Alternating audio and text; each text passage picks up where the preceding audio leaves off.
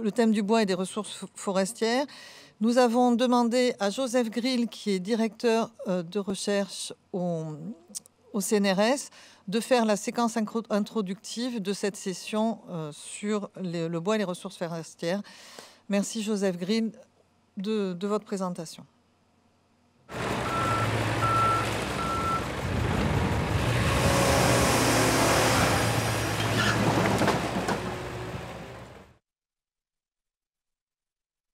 Bonjour, je suis Joseph Grill, directeur de recherche au CNRS, et je vais vous présenter les besoins de recherche en sciences du bois pour introduire cette session.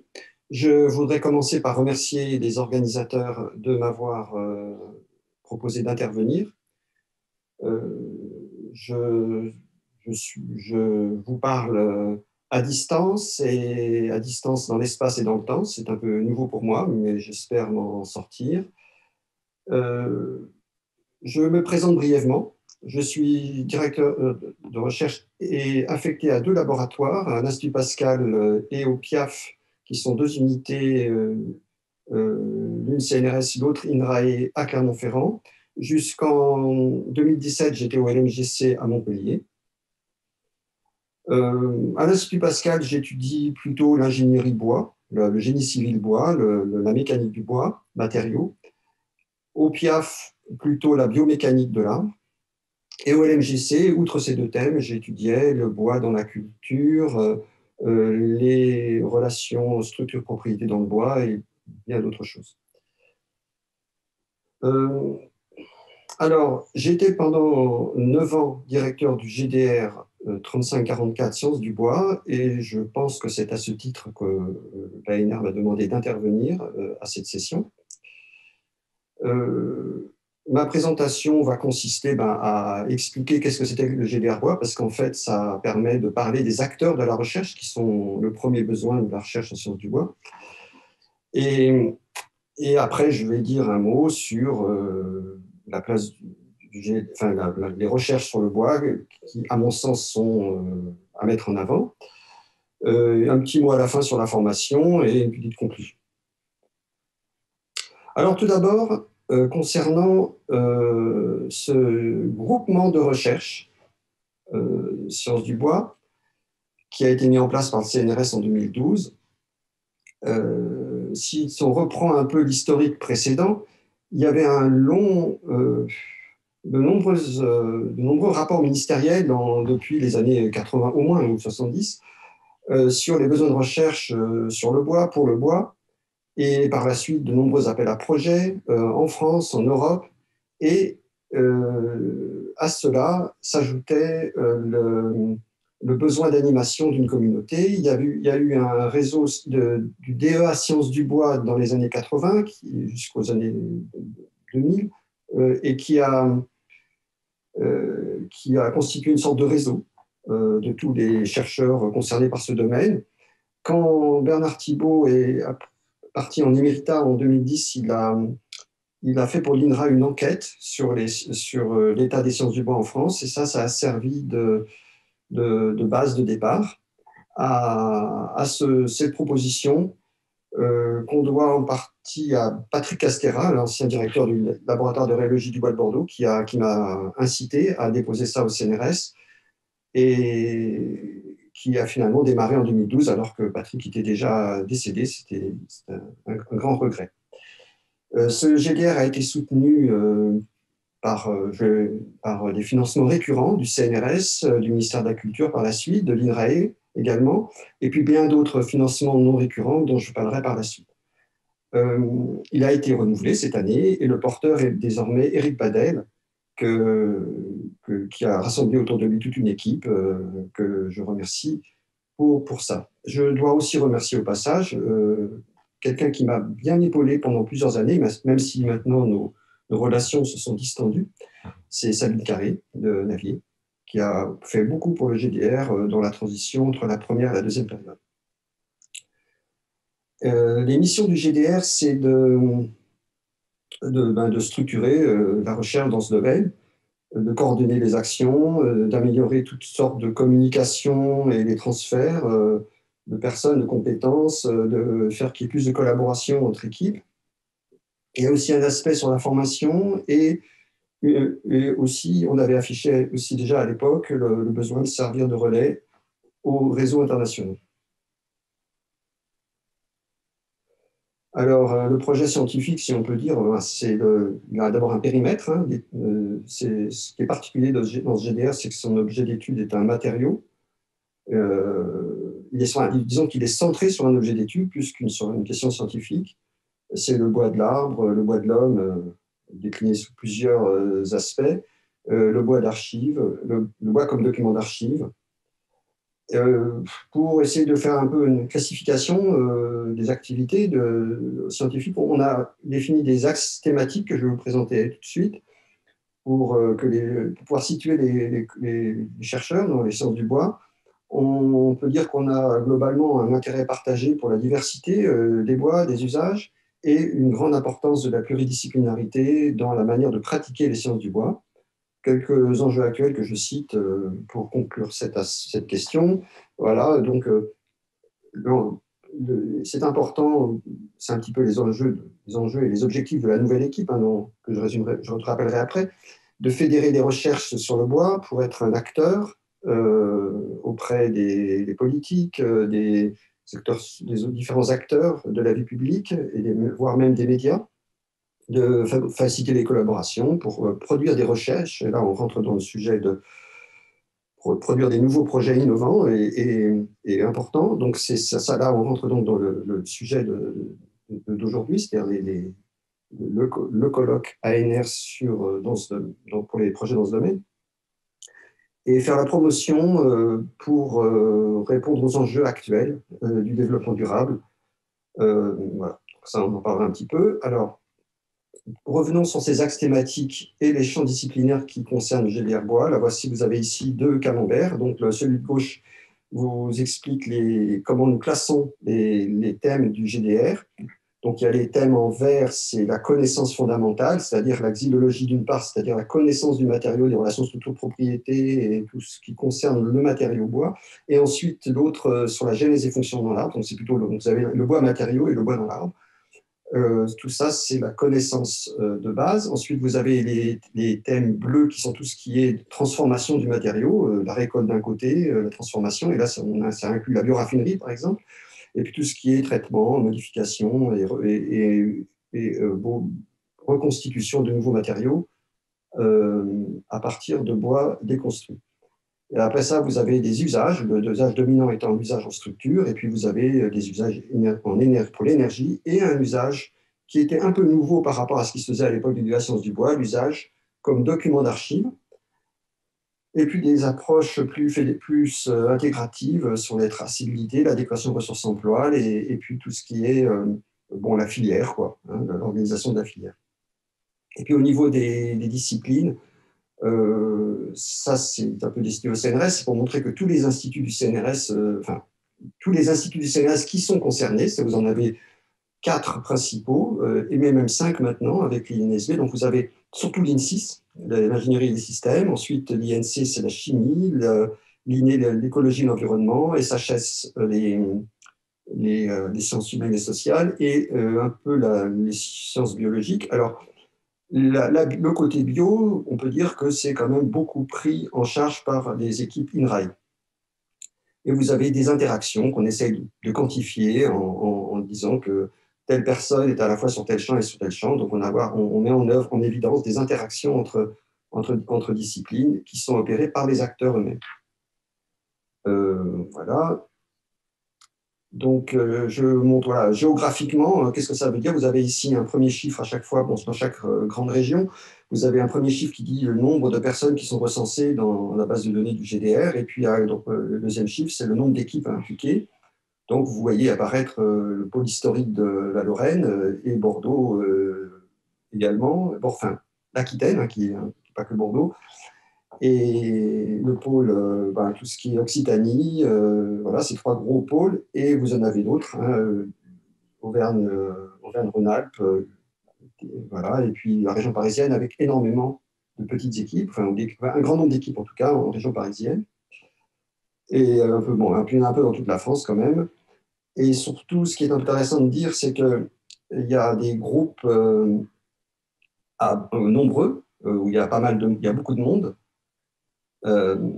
Donc là, on en a recensé 9 où il y a plus que 16 personnes recensées. Et puis, vous avez aussi plus des 2 tiers où finalement, ce qu'on recense dans la base de données du GDR et dans la liste de diffusion qui va avec, on recense une ou 2 personnes par équipe.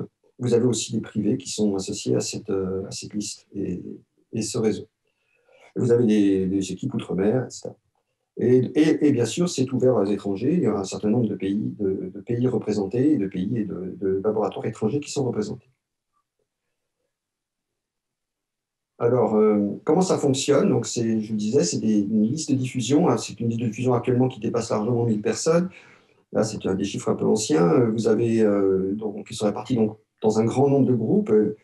Une partie seulement sont réellement considérés comme membres du GDR parce qu'on leur demande à chaque fois s'ils se sentent vraiment membres ou s'ils veulent juste être tenus informés, hein, recevoir la lettre hebdomadaire, par exemple. Et il y a des correspondants dans chaque unité, dans chaque organisme. Il y en a un certain nombre qui constituent une sorte de comité de pilotage scientifique, et maintenant, ça va plutôt aller vers un bureau plus resserré avec la nouvelle gestion. Et il y en a, puis il y a une petite équipe de direction qui pilote tout ça. Alors, il y a aussi des commissions spécifiques avec des collègues impliqués sur les demandes de soutien, l'information internationale, les partenariats avec les entreprises. Et puis, il y a aussi plein de groupes de travail que je vais lister, qui sont soit permanents, soit occasionnels, et qui émergent de la volonté des membres. Les activités du GDR Bois, la principale, c'est l'organisation de journées annuelles. Alors, ces journées annuelles sont tournantes et elles durent 3 jours, enfin, c'est 2 jours et demi en réalité. Elles ont été à chaque fois dans des endroits différents, des centres importants pour les sciences du bois en France. Les prochaines seront à Montpellier, fin novembre, enfin 17-19 novembre. Les dernières ont eu lieu à Grenoble en présentiel, hein, à cause du confinement. Et vous avez typiquement 150 à 200 participants, dont un tiers d'étudiants. Donc vous voyez qu'à chaque fois, on rassemble à peu près 1/5 de la communauté. Ça consiste en une séance introductive, 4 sections scientifiques plénières, où typiquement il y a un créneau d'exposé invité, un créneau de flash talk, d'exposé très court, présenté par la suite dans des posters. Bon, ça c'est encore une formule qui n'a pas été exactement suivie la dernière fois, mais on a essayé de s'adapter. Il y a aussi des prix posters et des visites quand on peut faire ça en présentiel. Voilà. Et voilà, donc typiquement, voilà, le taux actuel, l'habituel, c'est environ 80 posters présentés à chaque fois et une dizaine d'exposés invités. On fait en sorte que les tarifs soient très bas pour que les équipes entières puissent venir si elles ont envie. Alors, ce n'est pas toujours le cas, mais parfois, effectivement, il y a quasiment toute l'équipe qui vient parce que c'est tout à fait abordable, en fait. Ça, c'est des choses auxquelles on tenait énormément au montage de ce GDR. Et évidemment, c'est une participation complètement ouverte à tous. Voilà. La seule contrainte, c'est que la communication est plutôt en français, même si on peut parler anglais, mais il faut s'attendre à ce que les gens vous parlent pas mal en français.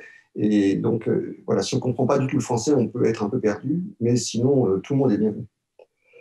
Il y a aussi un autre événement qui est lui tous les 2 ans et qui est sur une semaine, et plutôt en résidentiel, donc plus intensif.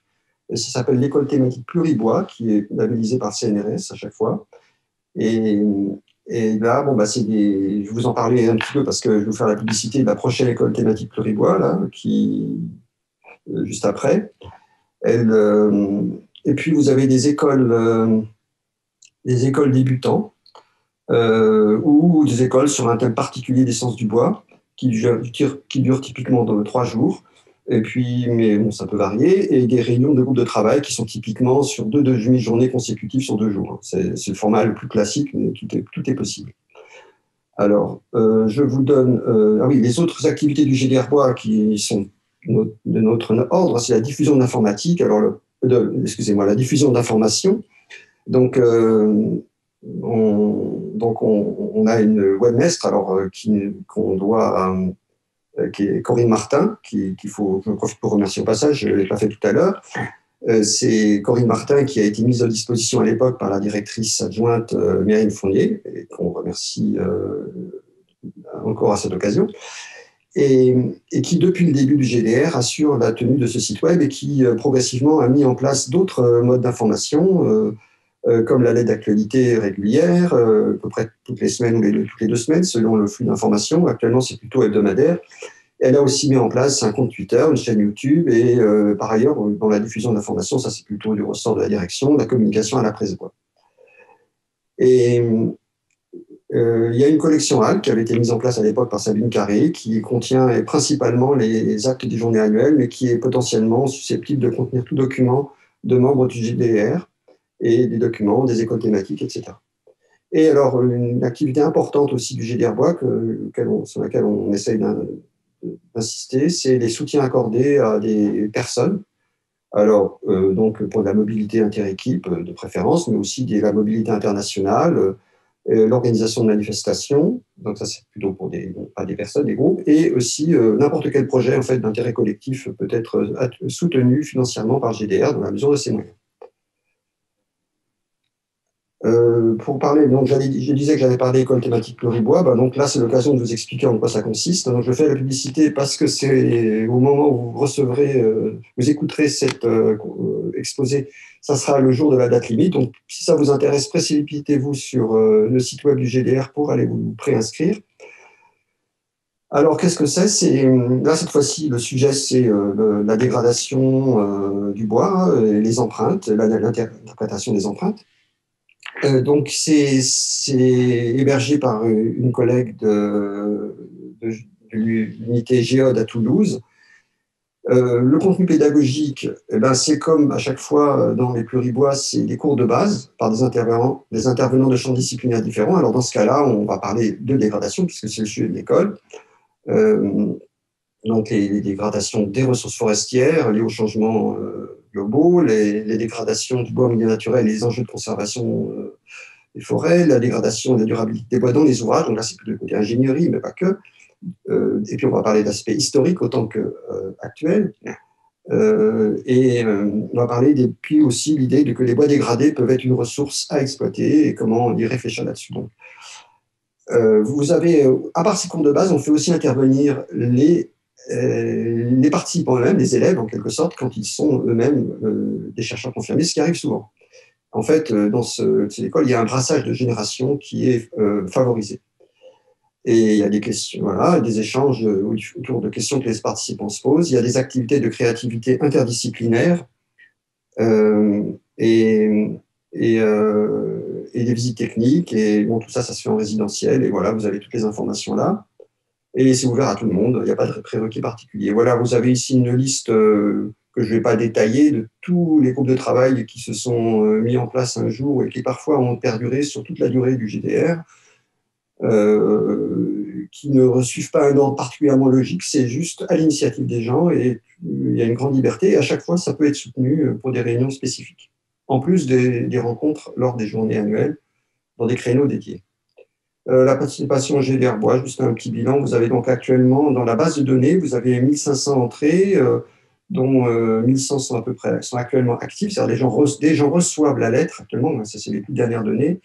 Il y en a, et puis on garde aussi la mémoire de ce que les gens ont fait. Vous avez des gens qui sont passés par GA depuis 2012 et qui ont changé de poste à chaque fois. On garde l'information parce que ça nous semble intéressant. Et on retient, à part des informations personnelles, on essaie de noter l'application dans les axes, dans les disciplines et la participation aux événements du passé.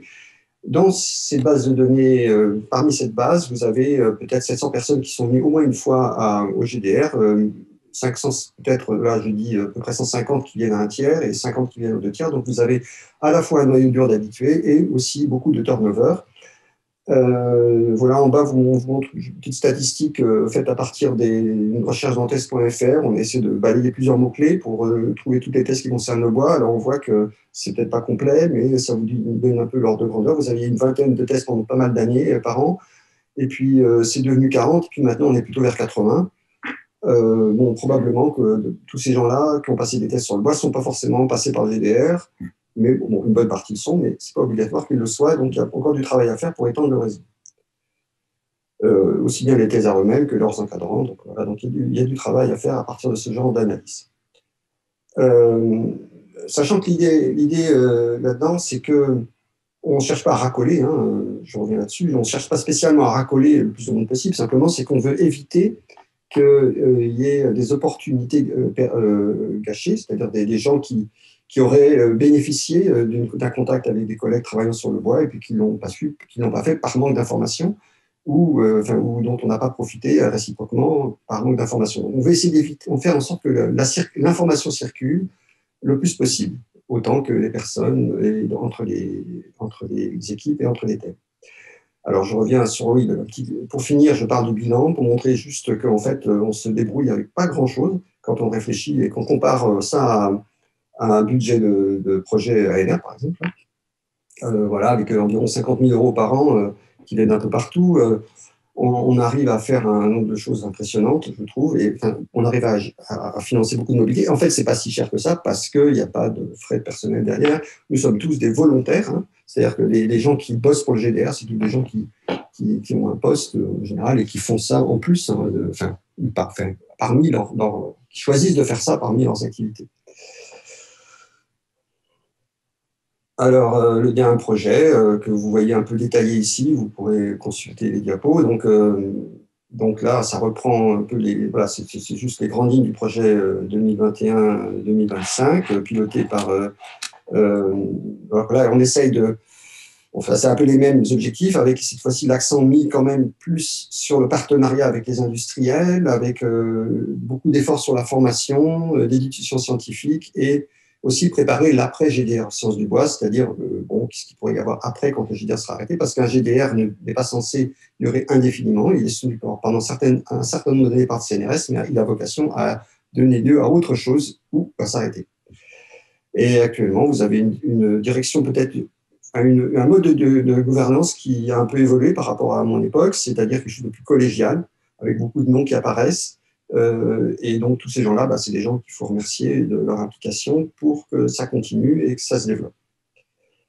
Maintenant, revenons à l'ANR. Donc, si j'ai examiné le document fourni sur le site, hein, et préparé par l'ANR, le cahier de l'ANR numéro 11, là, sur arbres, bois, forêt et société, j'ai essayé de voir un peu tout ce qu'il y avait là-dedans comme projet sur le bois. J'en ai trouvé pas mal. Bon, en fait, sans surprise, c'est à chaque fois, il y a à chaque fois des membres du GDR qui sont impliqués dedans presque tout le temps, pas toujours, mais presque tout le temps.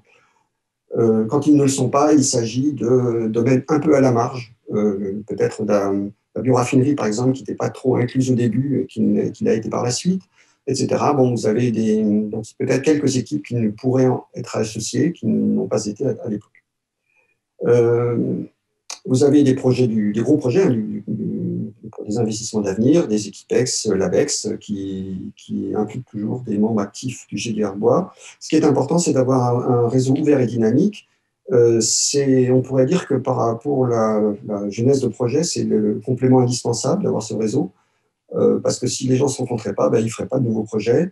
Et puis, il y a des choses où il faut être nombreux à discuter et pas un petit nombre, comme c'est le cas d'un projet collaboratif. Alors, disons que ce GDR Bois n'est pas le seul, et il y a d'autres réseaux, il y a d'autres instances en France, j'en ai listé quelques-uns, mais il y en a plein, qui œuvrent pour ces rencontres, etc. Donc, je tiens à les signaler. Voilà, maintenant, je vais passer maintenant les besoins de recherche en sciences sur le bois. Donc, voilà, le point de départ, c'est que il faudrait utiliser le plus possible de bois. Hein, c'est une sorte de conviction qui est partagée. Alors, je pense qu'elle est partagée par tous les gens qui font des recherches sur le bois, mais elle est partagée aussi par une grande partie de la société. Que le bois, ça serait mieux d'utiliser du bois que d'autres matériaux. Il y a plein de raisons pour ça, qui sont un peu rapidement listées là. Il est renouvelable, il manque peu d'énergie, il stocke le CO2, il est performant à plein d'égard. Il a des faiblesses, mais elles sont aussi de qualité, même si parfois certaines de ses qualités sont également des faiblesses. Mais le problème, s'il y a des filières concurrentes qui sont mieux organisées, plus fortes et qui empêchent que les meilleurs choix pour la société soient effectués. Donc, voilà. Donc, qu'est-ce qu'on fait dans ce cas-là? Je dirais qu'il y a deux types d'attitudes qu'on peut avoir. Soit on évalue les points de faiblesse, on les corrige. Bon, c'est le but de beaucoup de projets qui sont acceptés par l'ANR, souvent. Parfois, ils ne le sont pas et qu'ils devraient l'être, et qui visent donc à corriger ça. On peut aussi insister sur l'importance d'approches multimatériaux. D'ailleurs, il y a un appel d'offres de l'ADEME en cours à ce sujet. Et peut-être qu'il faut aller vers du transfilière, c'est-à-dire vraiment faire plus de transfilière, c'est-à-dire plus de multimatériaux, etc. Voilà. Et d'avoir un dialogue transfilière. Le dialogue interdisciplinaire est difficile, et pas toujours facile, mais on en parle beaucoup et c'est bien connu. Peut-être qu'il faudrait aussi se poser plus la question du dialogue transfilière, qui n'est pas si facile. Car dans des filières différentes, on a vraiment des modes de pensée différents. On ne fait pas de la mécanique, même au sein des mécaniciens, c'est mon domaine, la mécanique, au sein des mécaniciens, on ne fait pas la même mécanique, on n'a pas la même mentalité, la même manière de faire de la science quand on fait de la mécanique de composite, quand on fait de la mécanique d'un matériau naturel, quand on fait la mécanique du béton, etc. Et pour des tas de raisons, à la fois parce qu'intellectuellement, c'est des questions différentes et parce que nos réseaux de relations sont de nature complètement différente, etc. La suite de l'exposé, je vais l'orienter sur la question de quel bois. Donc, je vais classer ça comme ça. Donc, la première question, c'est les recherches pour l'arbre, pour le bois de l'arbre. Alors, donc là, il faut valoriser la ressource. La grande question, évidemment, c'est l'effet du changement climatique sur le bois. Il faut anticiper l'évolution de l'approvisionnement. Il faut s'interroger sur les conditions de fabrication du bois dans l'arbre et l'impact des événements climatiques. Et une grande question qui émerge ces derniers temps, c'est la perception sociétale de la forêt cultivée et de la mobilisation des bois. Le bois de l'ingénieur, c'est donc le bois par la construction, dans les objets en bois, enfin, pour toutes ces conceptions. Alors là, je liste un certain nombre de questions. Le confort et la santé, l'usine du futur, l'éco-conception, l'alimentation des bases de données, les outils de contrôle non destructif, l'adaptation des eurocodes qui gèrent la fabrication des bâtiments, la conception d'éléments préfabriqués, etc. Il y a beaucoup d'autres idées. C'est des idées qui me sont venues des dialogues avec mes collègues. Les bois du chimiste, alors c'est moins mon domaine, mais voilà, je refais état de ce qu'on m'a dit sur cette question. Il y a vraiment un gros besoin d'identifier toutes les molécules qu'on peut extraire du bois et des écorces. Il y a besoin d'outils de contrôle non destructifs. Bon, il y en avait aussi dans l'ingénierie, mais en chimie, c'est le cas, avec le MIRS, par exemple. Il y a un groupe de travail là-dessus qui démarre. Il faut développer des procédés verts pour la durabilité du bois. Il y a plein de travaux à faire sur la chimie des constituants pour chercher des alternatives à la chimie pétrosourcée. Et d'ailleurs, et ça, c'est des questions qui sont déjà. Enfin, il y a déjà pas mal de projets de l'ANR sur ces questions. Il faut continuer à en avoir, et aussi tout ce qui est déconstruction en vue de la bioénergie. Ce sont des questions d'actualité. Je souligne le bois de l'artisan et du restaurateur. C'est quelque chose qui est un petit peu hors de la filière bois traditionnelle, mais c'est très important. On ne peut pas faire même si on veut faire de l'innovation technologique, le dialogue avec des historiens qui se demandent comment les choses se passaient autrefois, c'est très important. Alors pardon, excusez-moi, ici c'est plutôt sur la question du regard différent porté par des artisans et par des scientifiques sur un matériau donné. Là, on essaye de confronter les regards et les représentations, et on est dans des situations très complémentaires en termes de connaissances. Donc, il y a beaucoup de choses à faire à ce niveau-là, et sur le niveau plus appliqué, il y a des questions de restauration qui sont cruciales pour la restauration et la conservation. Le bois document d'archives, oui, c'est ça dont je voulais parler tout à l'heure.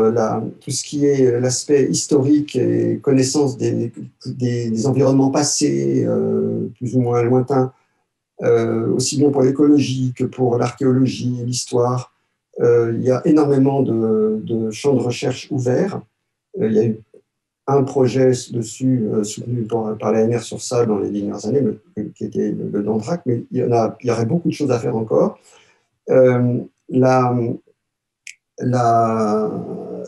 il y aura des choses à faire sur l'analyse des relations entre la forêt, les centres de production, le reboisement et tout ça. Ça, c'est des choses, toutes ces questions-là sont des questions qui ont l'air déconnectées du présent, mais en fait ne le sont pas. C'est-à-dire que quand on veut, on s'en rend compte à Pluribois, quand on fait des projets de recherche, des projets de montage de projets, que la présence dans ces groupes de discussion d'historiens ou des gens qui parlent des choses passées, eh ben, elle est cruciale pour générer des idées nouvelles. Maintenant, je vais, pour finir, vous parler des futurs chercheurs, parce que la recherche a aussi besoin de chercheurs dans l'avenir. Et donc, un petit coup d'œil sur les formations bois au niveau master, hein, je me suis restreint à ça. Elles sont très souvent adossées à des écoles d'ingénieurs, mais il y a aussi des contextes universitaires, et notamment une qui démarre à Montpellier, dont je vais parler rapidement à la fin. Et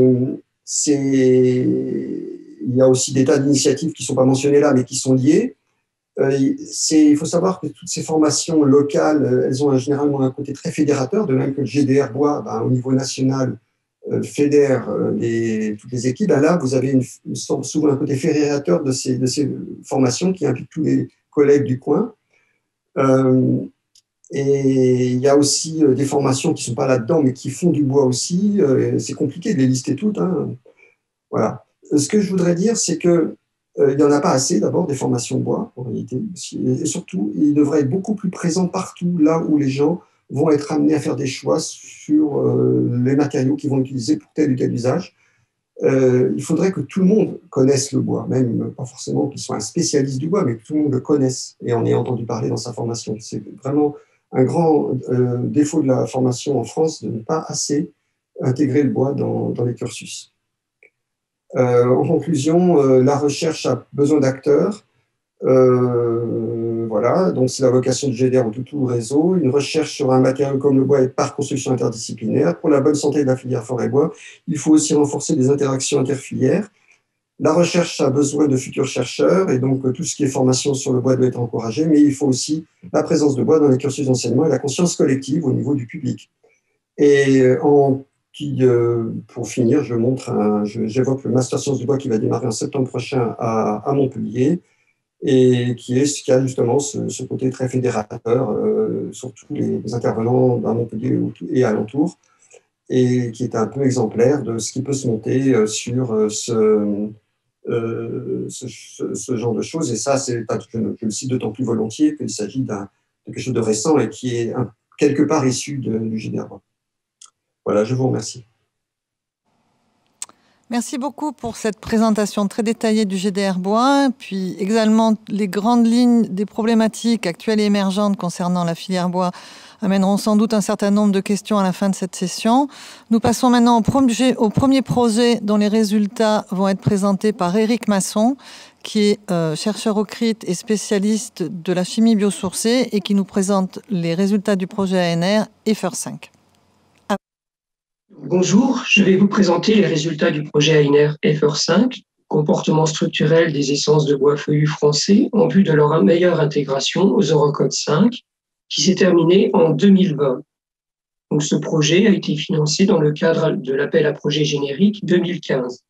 Il a rassemblé un centre de transfert de technologie, le CRIT Bois d'Épinal, et 4 laboratoires, le laboratoire d'études et de recherche sur le matériau bois à Épinal, le laboratoire de génie civil, diagnostic et durabilité à Égletons, le laboratoire de mécanique et génie civil à Montpellier et le laboratoire Silva à Nancy-Champigny. La France est la première forêt de feuillus d'Europe. Actuellement en Europe, le marché de la construction bois s'approvisionne essentiellement en bois résineux.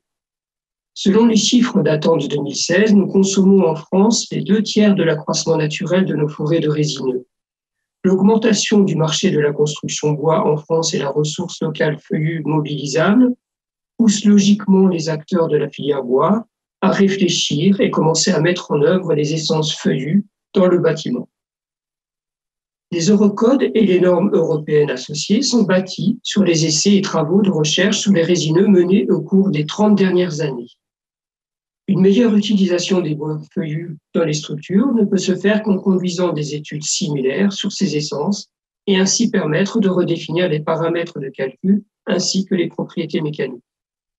Le projet effort 5, centré sur les essences chêne, hêtre et peuplier, avait comme objectif de développer des outils et des connaissances nécessaires à la mise sur le marché de produits structurels en feuillus français, donc plus particulièrement la ressource de qualité secondaire, qui est la seule à pouvoir concurrencer économiquement les bois résineux sur les marchés de la construction.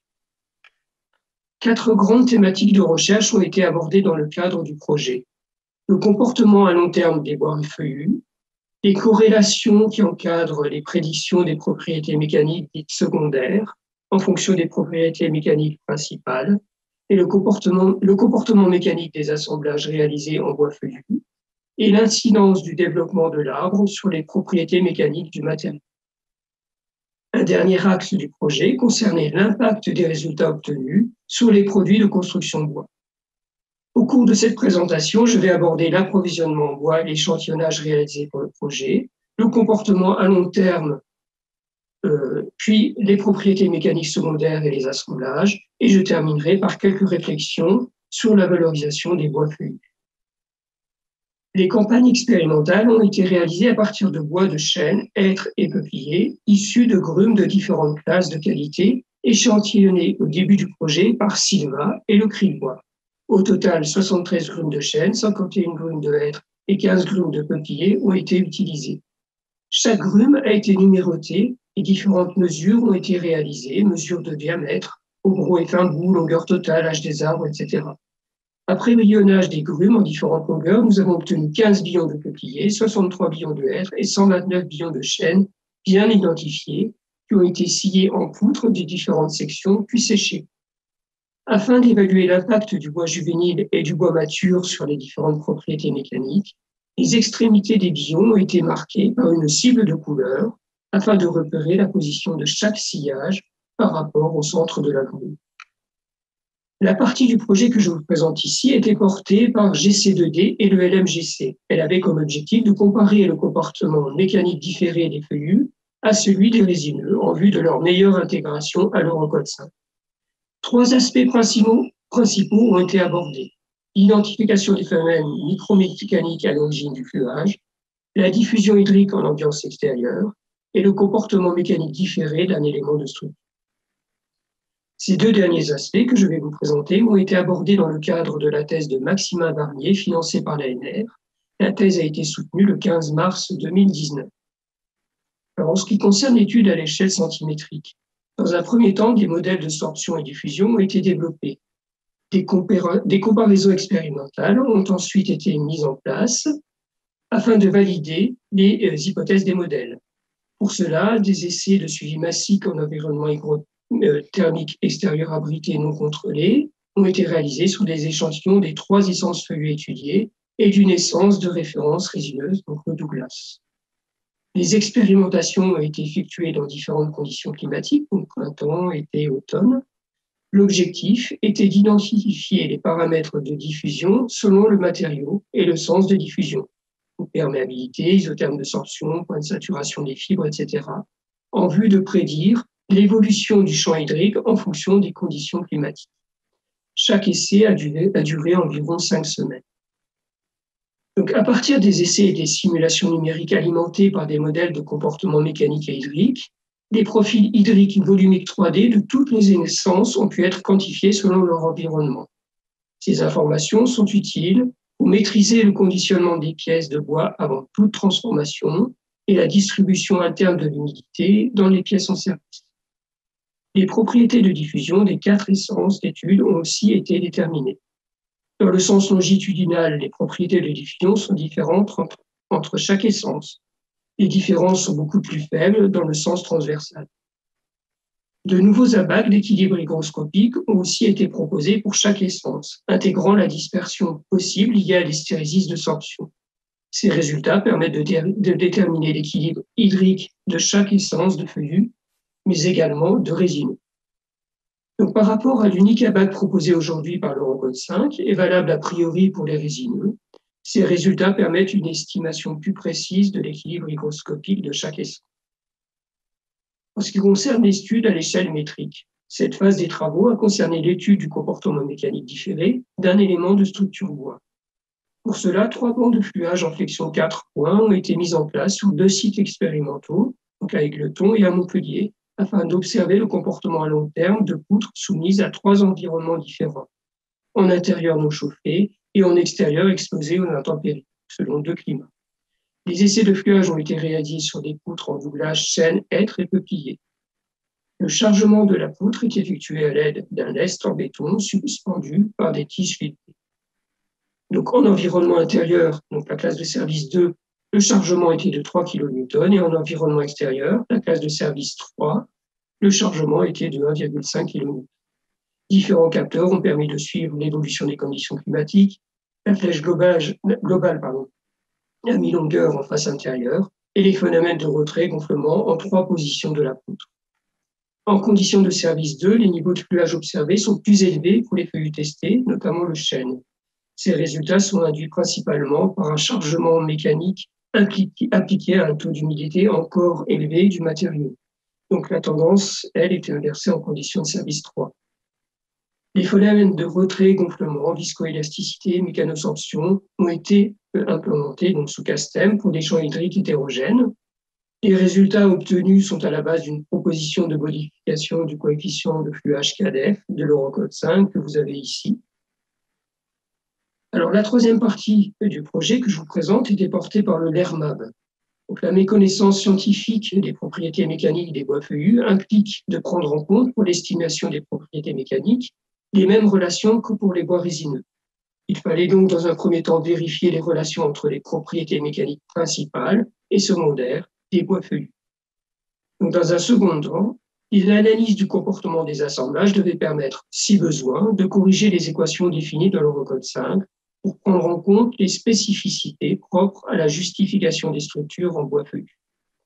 Donc, ces 2 aspects ont été abordés dans le cadre de la thèse de Thibaut Bénistan, financée par l'ANR. Donc, la thèse a été soutenue le 19 novembre 2019. À ce jour, la norme EN 338 encadre les propriétés mécaniques des bois d'œuvre utilisées dans toute l'Europe. On retrouve ainsi soit dans cette norme, soit dans la norme EN 384, toutes les corrélations entre propriétés mécaniques principales, donc résistance en flexion, masse volumique et module d'élasticité, et les propriétés donc dites secondaires, résistance en traction, compression axiale ou transversale, résistance en cisaillement, module d'élasticité transverse, module de cisaillement. Toutes ces équations sont basées sur des études réalisées sur des résineux. Pour les essais mécaniques, les différentes poutres ont été triées et purgées de leurs plus gros défauts en suivant les normes de classement visuel des bois sciés pour la construction. Ce tri des bois a conduit à un rejet moyen de 20% de la ressource initiale. Alors, les essais mécaniques et la détermination des propriétés physiques associées ont été réalisés sur les normes visuelles. Et avant essai, les bois ont été rabotés et conditionnés à une unité d'équilibre du bois d'environ 12%. Donc, pour les essais, 2 dispositifs de mesure ont été utilisés. Une dalle d'essai avec des reins d'une capacité de 50 kN et une machine d'essai universelle ZIC de capacité 250 kN. Plusieurs relations entre les propriétés mécaniques principales et secondaires ont pu être vérifiées expérimentalement pour les 3 essences étudiées. Alors, les essais et leur analyse ont aussi montré qu'un certain nombre de relations pouvaient être modifiées pour permettre un gain de résistance. Donc, une proposition de révision des normes EN 338 et EN 384 à partir des résultats expérimentaux a été faite. Elle est résumée dans ce tableau. Donc, les essais de flexion ont mis en avant un manque d'adéquation entre les propriétés mécaniques principales. Les masses volumiques et modules d'élasticité pourraient être augmentés pour mieux correspondre aux résistances mécaniques caractéristiques en flexion. Les relations entre résistance en traction et compression axiale d'une part et résistance en flexion de l'autre vont être modifiées pour augmenter les performances de structures réalisées en bois feuillu. Il en est de même pour la résistance en cisaillement qui pourrait se voir augmenter. La campagne expérimentale a également mis en avant que pour limiter les risques de sinistres liés aux instabilités, donc de type flambement et déversement, la relation entre le module d'élasticité moyen et le module caractéristique en flexion axiale doit être modifiée pour correspondre à un coefficient de variation de 20%. Enfin, la relation entre le module d'élasticité et le module de cisaillement demande à être validée au travers d'une campagne d'essais complémentaires, avec des essais de torsion des poutres. L'étude du comportement des assemblages en bois feuillu a conduit à proposer et valider de nouvelles équations de portance locale selon différents angles. La mise en place de nouvelles lois de portance spécifiques au feuillu permet un gain de résistance d'environ 20% par rapport aux lois de l'Eurocode. L'étude des essais d'assemblage a mis en lumière que les assemblages travaillant selon les modes de rupture 3 n'étaient pas sensibles aux ruptures par fendage. C'est ce qui a été observé pour les bois, c'est ce qui a déjà été observé pour les bois résineux. Donc, l'analyse des raideurs des assemblages a montré que la proposition d'une équation empirique pour l'estimation de ces paramètres n'avait plus de sens aujourd'hui. De nouvelles lois de comportement et d'estimation de la résistance plastique des assemblages ont été proposées. Elles permettraient une meilleure estimation des modules de rupture fragile. Donc, cette dernière partie du projet que je vais vous présenter, donc, avec pour objectif d'évaluer l'impact d'évolution technique sur les constructions bois, tout en intégrant les résultats du projet Effort 5 à travers plusieurs dimensionnements. Par exemple, vous pouvez étudier l'influence d'une valorisation des bois feuillus via une amélioration de la prédiction de la résistance mécanique. Un calcul de type plancher d'habitation a été réalisé. Le but était de comparer les performances des sillages feuillus par rapport à ceux des bois résineux. Donc, comme vous pouvez le voir dans le tableau, au maximum, avec des bois de hêtre classés D50, il y a un gain de volume de bois d'environ 8% par rapport à une solive en résineux C24. Cela signifie que pour rester compétitif, les bois feuillus ne pourraient être vendus que 8% plus cher que les bois résineux, ce qui n'est pas le cas actuellement. Donc, utiliser des alliés de bois feuillu pour se substituer aux résineux ne sont pas envisageables économiquement. Une simple transposition n'est donc pas la solution. Les pièces de bois utilisées pour les essais mécaniques au cours du projet ont été classées visuellement. À la suite des essais de flexion, il a été possible de comparer les propriétés prédites par le classement visuel avec les résistances et les modules d'élasticité mesurés expérimentalement. Alors, la figure présentée ici illustre la différence entre le classement visuel attribué et le classement optimal basé sur les résultats d'essais pour le chêne. La partie assurée représente la part des pièces écartées par le tri initial et qui n'ont donc pas été testées. Le classement optimal conduit à classer 75% des pièces selon une classe des 30, alors que le classement visuel seulement 36%. Le système de classement visuel actuel sous-évalue donc largement les propriétés mécaniques des bois feuillus et les méthodes de classement automatique restent complexes. Cela constitue donc un réel frein à l'utilisation de ces bois dans la construction. Valoriser davantage de feuillus ne peut donc se faire qu'en faisant évoluer les techniques de construction et les solutions de prédiction des propriétés mécaniques pour minimiser la quantité de bois feuillus en comparaison à une solution équivalente en bois résineux. Donc, une solution alternative au problème de la prédiction de la résistance proposée par le classement mécanique ou le classement visuel peut être la garantie des propriétés mécaniques par essai, telle que proposée par Jean-François Wauquiez, donc enseignant-chercheur au LERMAB.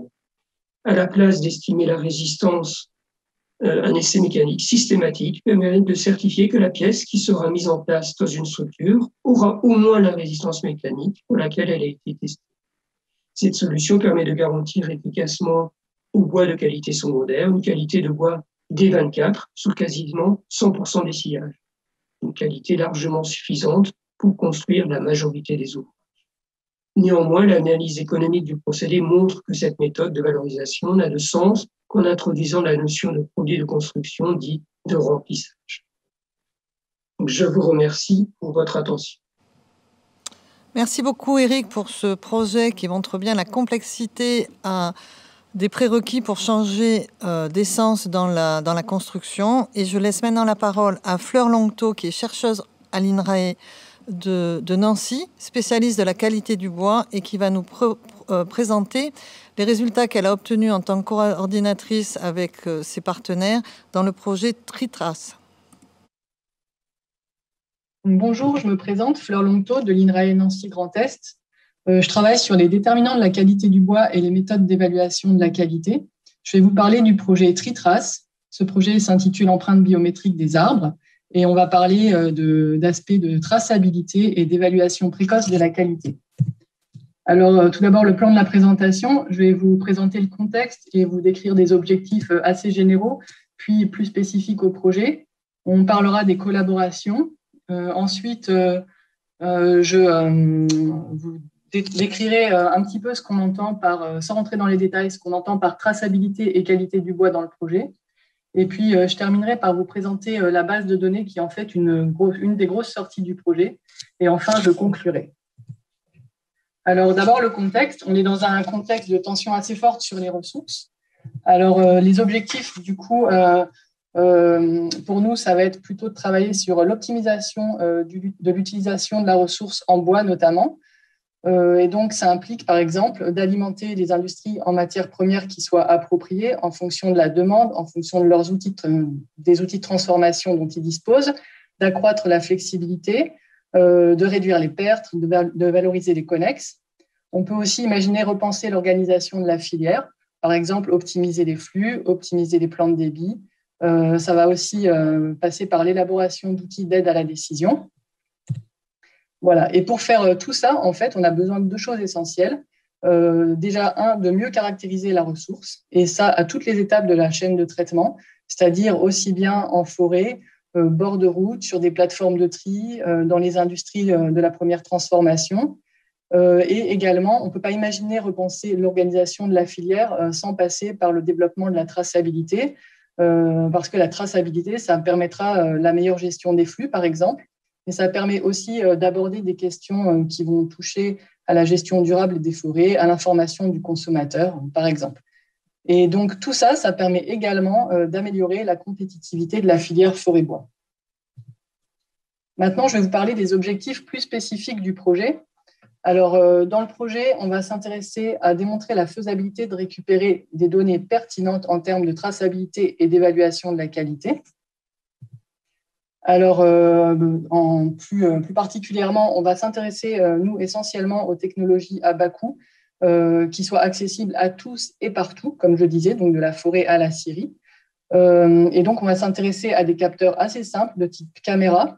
On voit dans l'image du dessous, en fait, une caméra, donc on peut l'avoir aussi bien au niveau d'un smartphone, d'une tablette, que embarquée à droite sur des abatteuses ou fixe installée dans une scierie. Et puis, les images auxquelles on va s'intéresser dans le projet, en fait, c'est uniquement des images de sections de grumes ou de billons. On a 3 exemples au milieu, 3 petites vignettes, en fait. Donc, dans le projet, nous, on va surtout s'intéresser aux images de simples photos, en fait, comme à gauche, ou alors à des images hyperspectrales. Alors, c'est quoi les images hyperspectrales? Simplement, au lieu d'avoir 3 bandes spectrales rouge, vert, bleu, on va en avoir beaucoup plus. Et on va pas seulement aussi s'intéresser au domaine du visible, ça va nous permettre d'aller explorer des longueurs d'onde vers le proche infrarouge, et ça peut permettre d'ajouter de l'information qu'on ne voit pas sur des photos traditionnelles, et donc d'améliorer tout ce qui est traçabilité ou évaluation de la qualité. On a aussi dans le projet, on collecte quand même des images grâce à des scanners à rayons X, parce que ça permet de récupérer de l'information intéressante sur la densité. Et de façon générale, c'est intéressant dans le projet de croiser différentes sources d'images pour voir comment elles peuvent concorder l'une avec l'autre. Voilà. Et puis dans le projet, il y a également forcément le développement d'algorithmes qui soient capables de récupérer toutes ces informations. Maintenant, je vais vous parler des collaborations. Alors, il y a des collaborations nationales et internationales. C'est un projet bilatéral entre la France et l'Autriche. Donc, côté Autriche, on a 2 universités avec 2 laboratoires, un laboratoire en sciences du bois et un laboratoire en informatique. Et puis, on a l'équivalent côté français avec 3 laboratoires, un laboratoire d'informatique, un laboratoire de sciences du bois, le LaboMap plutôt pour la partie aval. Eux, ils vont s'occuper dans le projet plutôt de la partie évaluation de la qualité sur les bois sciés. Et puis, nous, à Silva, on va plutôt s'intéresser à la partie évaluation de la qualité amont, sur les billons. Voilà. On a également d'autres partenaires qui nous ont aidés dans la réalisation du projet. Une coopérative forestière, Forêt et Bois de l'Est, une scierie, BBF, qui nous ont permis d'acquérir du matériel, en fait. Et puis également le FVA à Fribourg, où on a été pour faire quelques acquisitions avec un scanner à rayons X. Voilà. Un autre élément important du projet, c'est qu'historiquement, les Autrichiens, ils sont spécialisés plus sur la traçabilité, donc ils vont gérer cette partie dans le projet, alors que nous, côté français, on est plutôt spécialisé sur l'évaluation de la qualité. Donc, le projet, il s'organise comme ça. Et puis, on auto-alimente, chacun alimente une base de données qui est partagée. Et puis, on partage régulièrement nos méthodes et nos résultats, ce qui permet en fait d'avancer plus vite. Voilà. Après, dans le projet, il y a eu 2 grandes campagnes de collecte de données, mais j'y reviendrai plus tard quand je vous présenterai la base de données. Là, je veux juste illustrer. On s'est intéressé à 2 essences, l'épicéa et le Douglas. Donc, les images que je vous ai mises ici, en fait, elles sont extraites de la campagne qu'on a menée pour le Douglas. On peut voir qu'on a pris des images à différents moments dans la chaîne de traitement, donc au moment de l'abattage, puis sur le parc agrumes.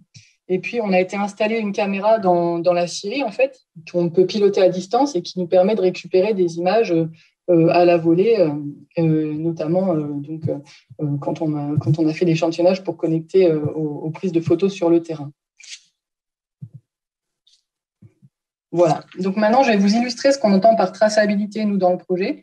Alors, de façon similaire à ce qu'on peut faire avec des empreintes digitales, en fait, pour la reconnaissance des humains, l'idée, là, c'est un peu la même chose. C'est-à-dire qu'on va s'intéresser, comme je l'ai dit, uniquement à des sections de grumes ou de billons. Et c'est d'utiliser tout ce qu'on peut voir, en fait, sur ces images au niveau des schémas des cernes de croissance ou n'importe quel autre type de marqueur ou singularité qu'on peut trouver sur la section pour essayer donc de tracer le bois et de le reconnaître. Après, il y a 2 niveaux dans la traçabilité, puis un troisième dont je parlerai un peu plus tard. Donc, les 2 niveaux essentiels qu'on va aborder dans ce projet, en fait, c'est la traçabilité à l'intérieur d'un arbre. C'est-à-dire, par exemple, on prend une photo au niveau de la souche d'un arbre, et puis différentes photos, par exemple, sur différents billons pris dans le même arbre. Est-ce qu'on va être capable de connecter tout ça et de dire, par exemple, que tel ou tel billon appartiennent à un même arbre? Voilà, ça, c'est un des aspects. Et puis, l'autre niveau de traçabilité, c'est billon à billon. Est-ce qu'on est capable de suivre un billon le long de la chaîne de traitement, c'est-à-dire le reconnaître à différents moments de son évolution dans le système, en fait. Voilà. Donc ça, je vous ai remis ici quelques images hyperspectrales. Donc, on voit avec différentes longueurs d'onde, on accède par exemple à de l'information effectivement qu'on ne voit pas. Par exemple, pour le bois de compression, ça marche pas mal. Et puis ici, j'illustre aussi la variabilité qu'on peut trouver avec des prises de photos. Là, c'est la même en dessous, en couleur. C'est la même section à peu près qui a été prise à différents moments le long de la chaîne de traitement. On voit qu'il y a une grande variabilité. Rien qu'au niveau de l'éclairage, des couleurs, ça change pas mal. Et puis, j'ai remis une photo issue du scanner à rayon X. Voilà, là, on a un peu un panel complet. Voilà, je ne vais pas rentrer dans les détails. Pour accéder aux résultats, je vous laisse vous référer aux publications qui sont listées en bas de la diapositive. Maintenant, je vais passer aux aspects qualité. Donc, qu'est-ce qu'on fait, qu'est-ce qu'on entend par qualité sur ces images de section? D'abord, il y a la segmentation de la section qui nous donne accès à des informations sur la forme qui sont importantes. Ensuite, on a des algos qui vont nous permettre de détecter, par exemple, la moelle. Détecter la moelle, ça permet, par exemple, d'accéder à des informations sur l'excentricité. Et puis, détecter la moelle, ça permet également de détecter après plus facilement tout ce qui est cerne de croissance, ici. Voilà, donc ce n'est pas complètement abouti, mais on voit qu'on va être capable de récupérer de l'information sur les largeurs de cerne, par exemple. Donc forme, excentricité, largeur de cerne. Avec les cernes de croissance, on peut aussi s'intéresser à ce qu'on appelle la zone de bois juvénile. Ici à gauche, vous avez 3 images et en vert, on a identifié une zone qu'on a qualifiée de bois juvénile. En fait, c'est une zone, le bois juvénile, c'est une zone de qualité inférieure où les propriétés du bois changent de façon assez forte. Et en général, on dit que ça correspond à un nombre donné de cernes. Donc ici, on a pris un exemple, c'est fait manuellement là.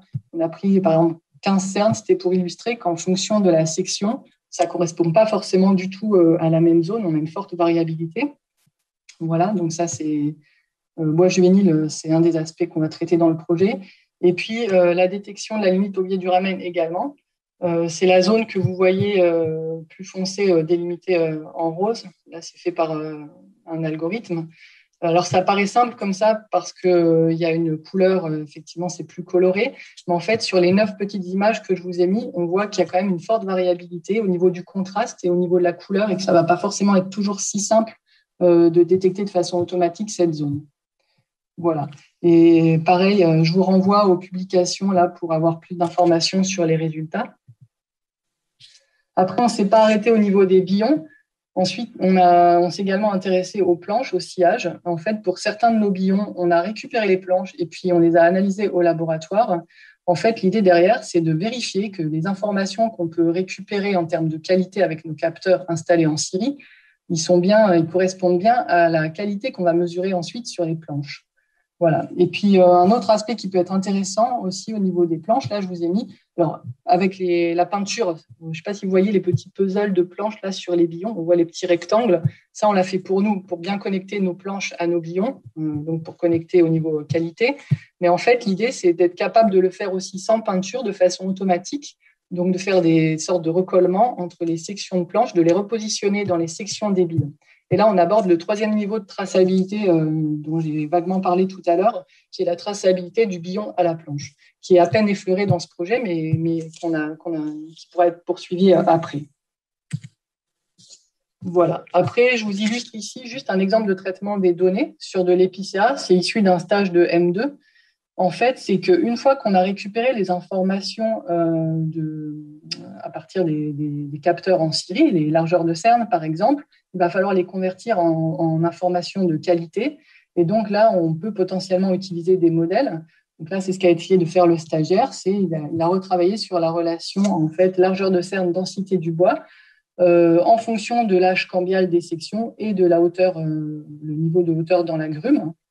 Et on a trouvé des choses intéressantes et ça nous a également permis de retravailler sur la définition de la zone de bois juvénile et en fonction des différents niveaux de hauteur. Voilà, maintenant je reviens sur la base de données. Donc ce projet il a permis de développer une grosse base de données qui sera rendue disponible à la fin du projet à la communauté en fait. Il y a une base de données, donc il y a deux essences, donc des données d'épicéa. Donc là, on a 100 billons de 4,50 m qui ont tous été passés intégralement au scanner à rayon X à Fribourg. On a des données de LIDAR sur ces billons. On a extrait des sections avec une base énorme d'images, de photos prises à différents moments dans la chaîne de traitement. On a des images hyperspectrales, des images à rayon X, des mesures de largeur de cerne. Et puis, on a un équivalent sur le Douglas avec 156 billons. On a des scans optiques qu'on a récupérés dans la Syrie. On a également des sections qui ont été analysées au rayon X. On a les informations, toutes les mesures de qualité qui ont été réalisées sur les planches au LaboMap. Donc, toutes ces données vont être mises à disposition de la communauté pour poursuivre les recherches. Et puis, comme notre caméra elle est pilotable à distance et qu'on peut rajouter des acquisitions, on comptait compléter également la base de données, peut-être avec d'autres essences, notamment du chêne. Parce que sur le chêne, il y a notamment un enjeu à identifier la zone d'aubier. Donc, et puis, je vous ai remis quelques images ici de toute la chaîne d'acquisition de données jusqu'aux mesures de qualité sur les planches. Voilà. Donc, pour conclure, ce projet il a permis de développer des méthodes pour l'évaluation de la qualité des bois-ronds, pour l'évaluation de la qualité des planches. On a également pas mal travaillé sur la traçabilité des bois-ronds de la forêt à la Syrie. Et puis, on a commencé à effleurer ce qui concerne la traçabilité du billon à la planche. Donc ça, ce sera à poursuivre après le projet. Et puis, donc, il y a cette création d'une base de données très complète qui va permettre de poursuivre les recherches sur la traçabilité et l'évaluation de la qualité, donc qui va être mise à disposition en 2022 à la fin du projet. Et puis, ce projet, ce qu'il a permis également, c'est le développement et le renforcement de collaborations nationales et internationales, notamment pour le doctorant qui a travaillé dans le projet. C'était quand même quelque chose de vraiment super pour lui, de travailler dans ce contexte international dès la thèse, en fait. Voilà, je vous remercie pour votre attention et je suis disponible pour des questions. Merci beaucoup, Fleur, pour votre présentation. Effectivement, on vous retrouve dans une trentaine de minutes pour la série des questions-réponses. Pour tous les participants, n'hésitez pas à poser vos questions vers le chat dès maintenant. Antoine les récupère et puis les met à disposition de l'animateur de la session. Donc, dès à présent, vous pouvez mettre vos questions dans le chat. Alors, le prochain projet qui sera présenté est également un projet bilatéral international. Cette fois-ci, ce n'est plus avec l'Autriche, mais avec le Luxembourg. Il est présenté par Denilson da Silva Pérez, qui est le coordinateur de ce projet bilatéral CADBIOS et qui travaille à l'Institut technologique FCBA. C'est à vous, Denilson. Bonjour à toutes et à tous. Je suis très heureux de vous présenter aujourd'hui le projet 4Biose. C'est un projet qui concernait la production de polymères, biopolymères à partir de centres renouvelables qui sont obtenus par la désoxygénation catalytique de sucre à partir d'hémicellulose du bois. C'était un projet de collaboration de recherche internationale entre la France et le Luxembourg.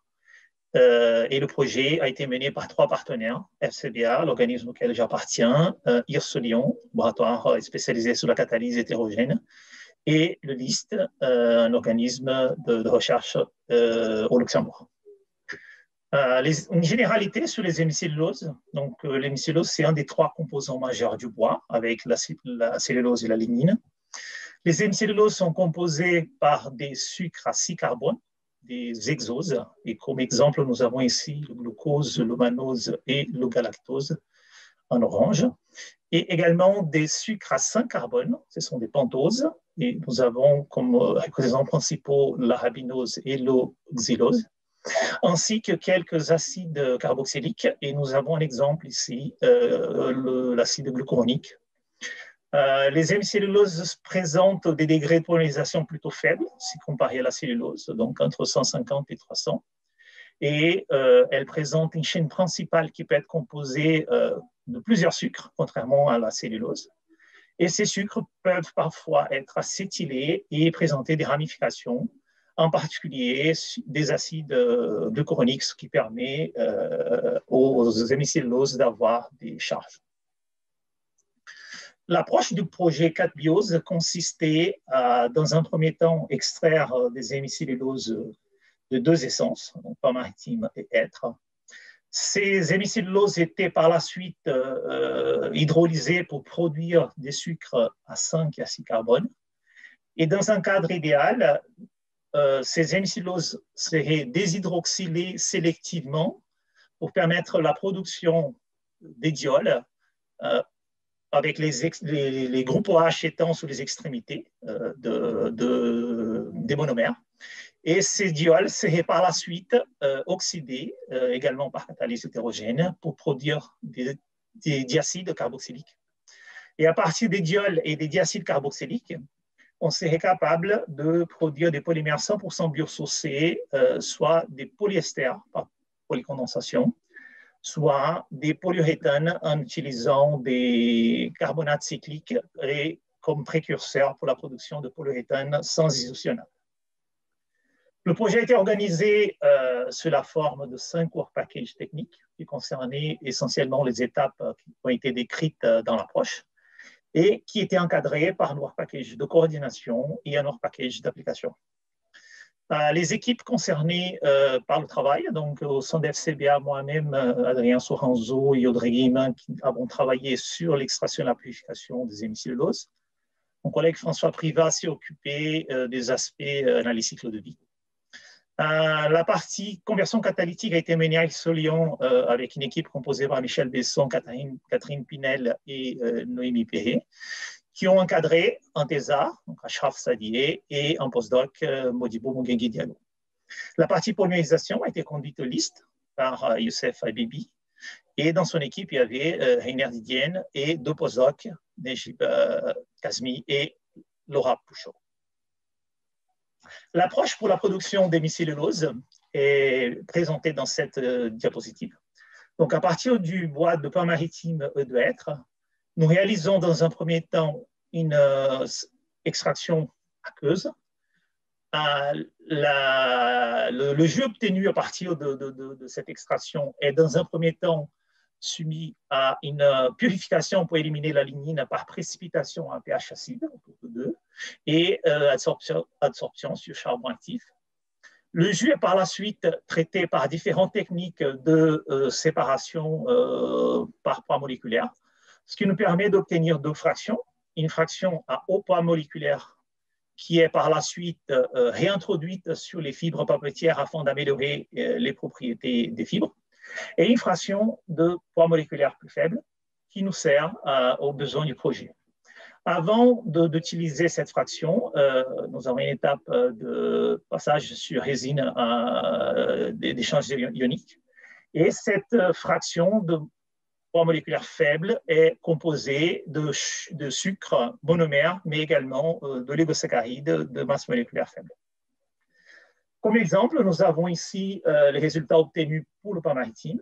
Donc, ce qu'on observe dans un premier temps, c'est que nous sommes capables de produire une solution contenant environ 17 grammes d'hémicellulose, sucre et oligosaccharides. La majorité étant des sucres à 6 carbones, mais la présence des pentoses est également assez importante. Dans ce cas, nous avons utilisé la précipitation en milieu éthanolique pour séparer la fraction de poids moléculaire plus élevé, qui représente environ 37,5%.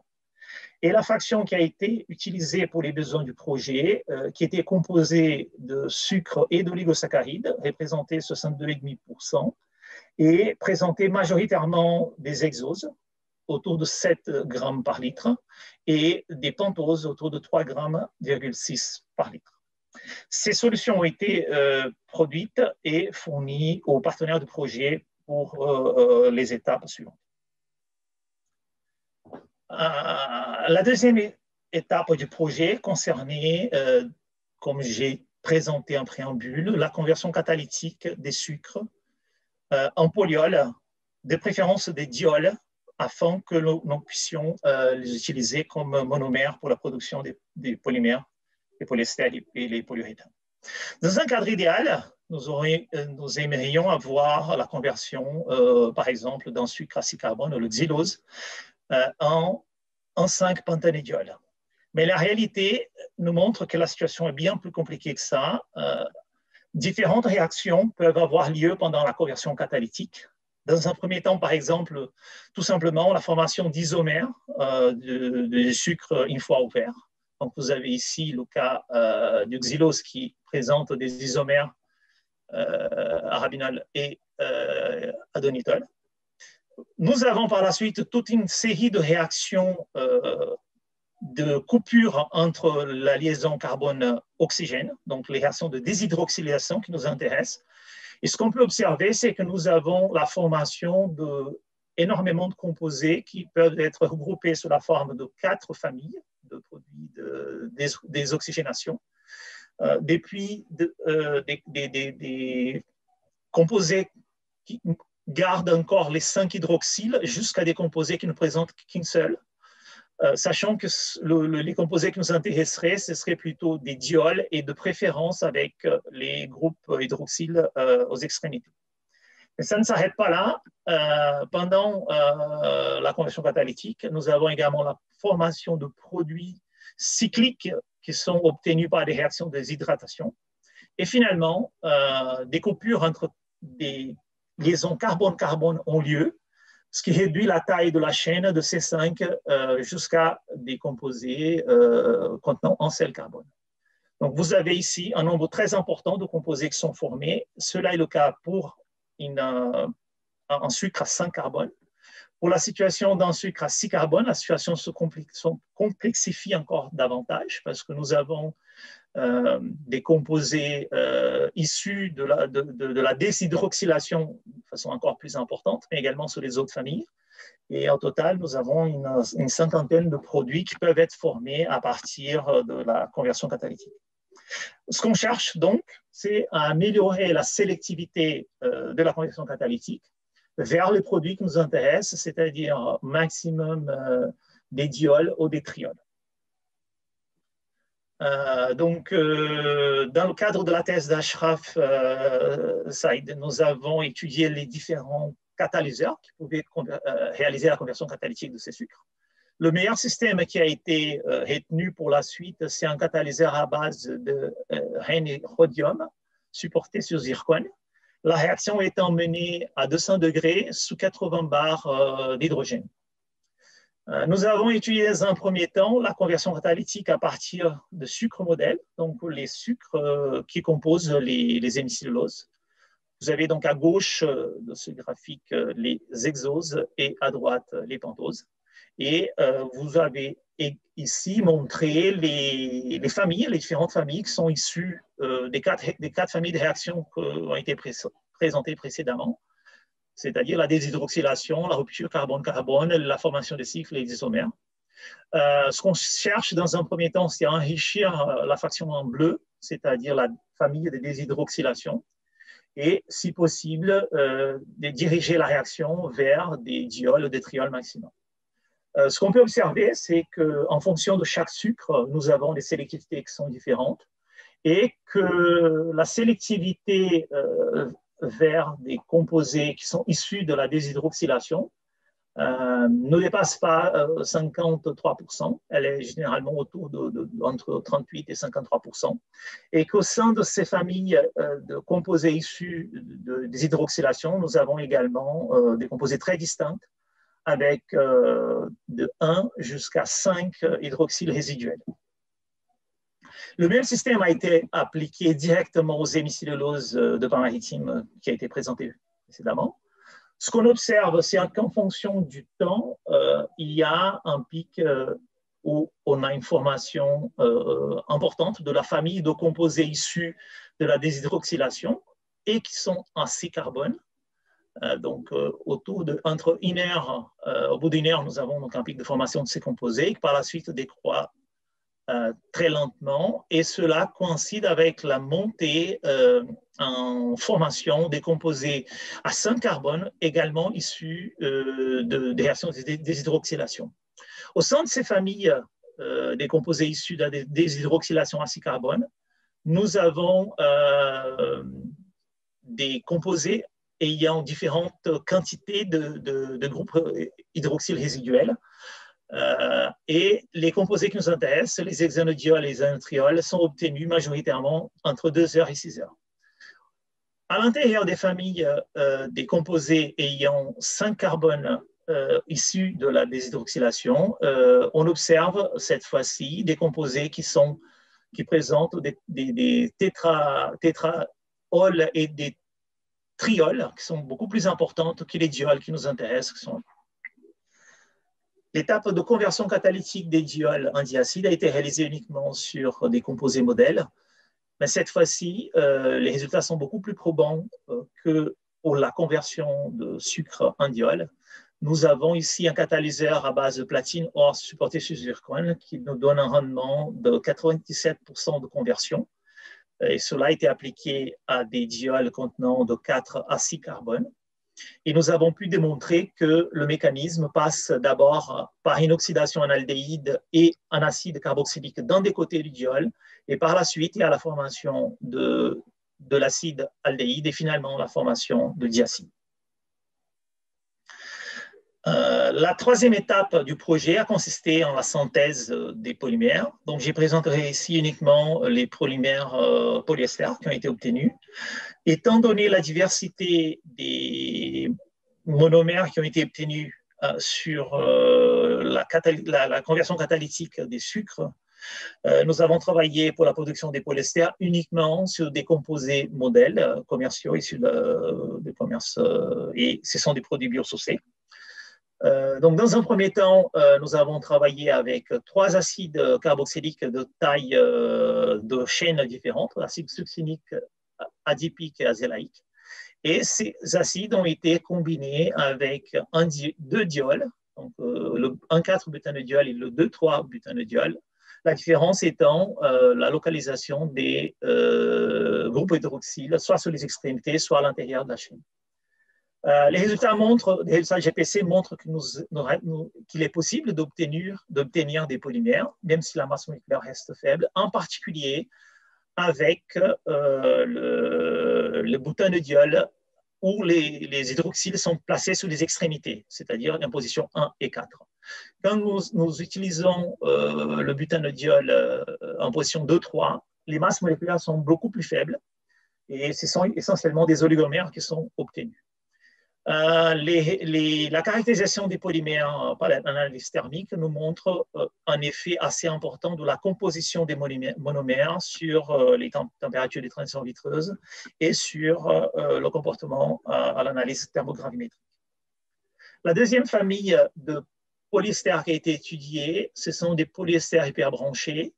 Cette fois-ci, les mêmes acides diacide carboxylique utilisés précédemment ont été combinés avec des triols donc des butyanotriols ou des hexanotriols. Et le ratio entre le diacide et les triols différents nous permet d'obtenir des familles, des polymères différents. Donc, nous avons ici 6 familles, donc 6 polymères d'une famille où les groupes hydroxyles apparaissent sur les extrémités. Les rendements de ces familles sont autour de 60% et nous avons des masses moléculaires autour de 3300 jusqu'à 4800 grammes par mol. La composition de ces polymères a un impact très important sur la TG et on peut voir que nous avons des produits qui sont solides à la température ambiante jusqu'à des polymères qui sont liquides. La deuxième famille de polymères qui a été obtenue, c'est une famille où ce sont des groupes carboxyles qui sont aux extrémités. Et pour cela, on utilise une quantité de diacide beaucoup plus importante que les triols. Et ce qu'on observe, c'est qu'on a des rendements plus élevés, mais que la masse moléculaire est légèrement plus faible que les familles précédentes. Mais ces polymères sont tous liquides à température ambiante, en particulier du fait de la masse moléculaire plus faible, mais également des groupes carboxyles qui sont en extrémité.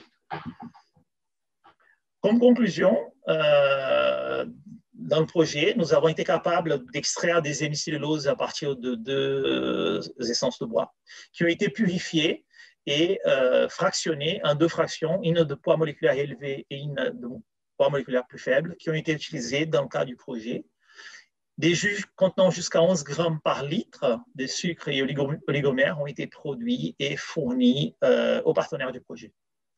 La conversion catalytique des sucres et oligosaccharides en polyols a été démontrée.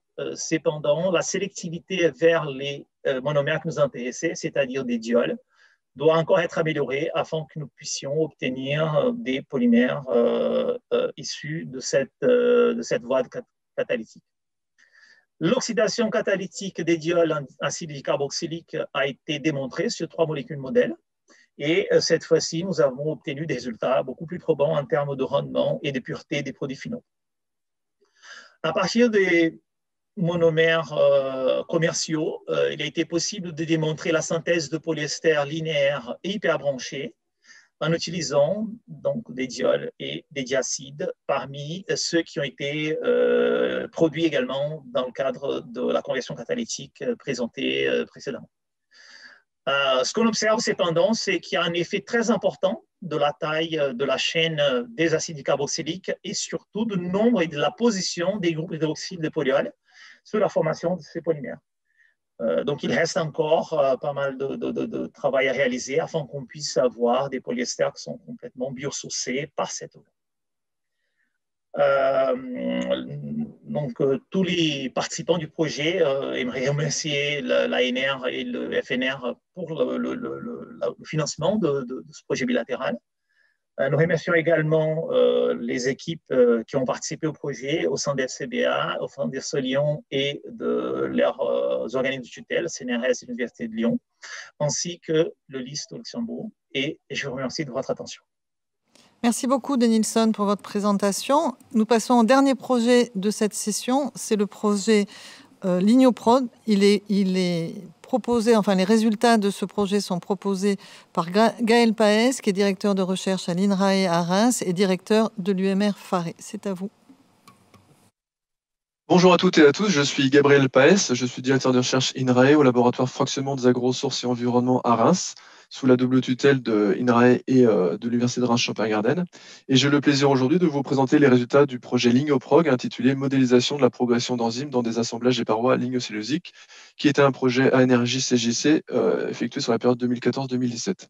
Ce projet s'inscrivait dans la démarche de la bioéconomie de valorisation de la biomasse végétale et plus spécifiquement de la lignocellulose et avait pour objectif de comprendre la récalcitrante de cette lignocellulose pour optimiser la bioraffinerie. Comme vous le savez, cette biomasse végétale est riche de 3 polymères, la cellulose, les hémicelluloses et la lignine, qui ont un potentiel très important de valorisation sous forme de biomolécules, d'énergie ou de matériaux, mais sa complexité structurale et chimique à différentes échelles limite sa transformation de par des coûts relativement élevés.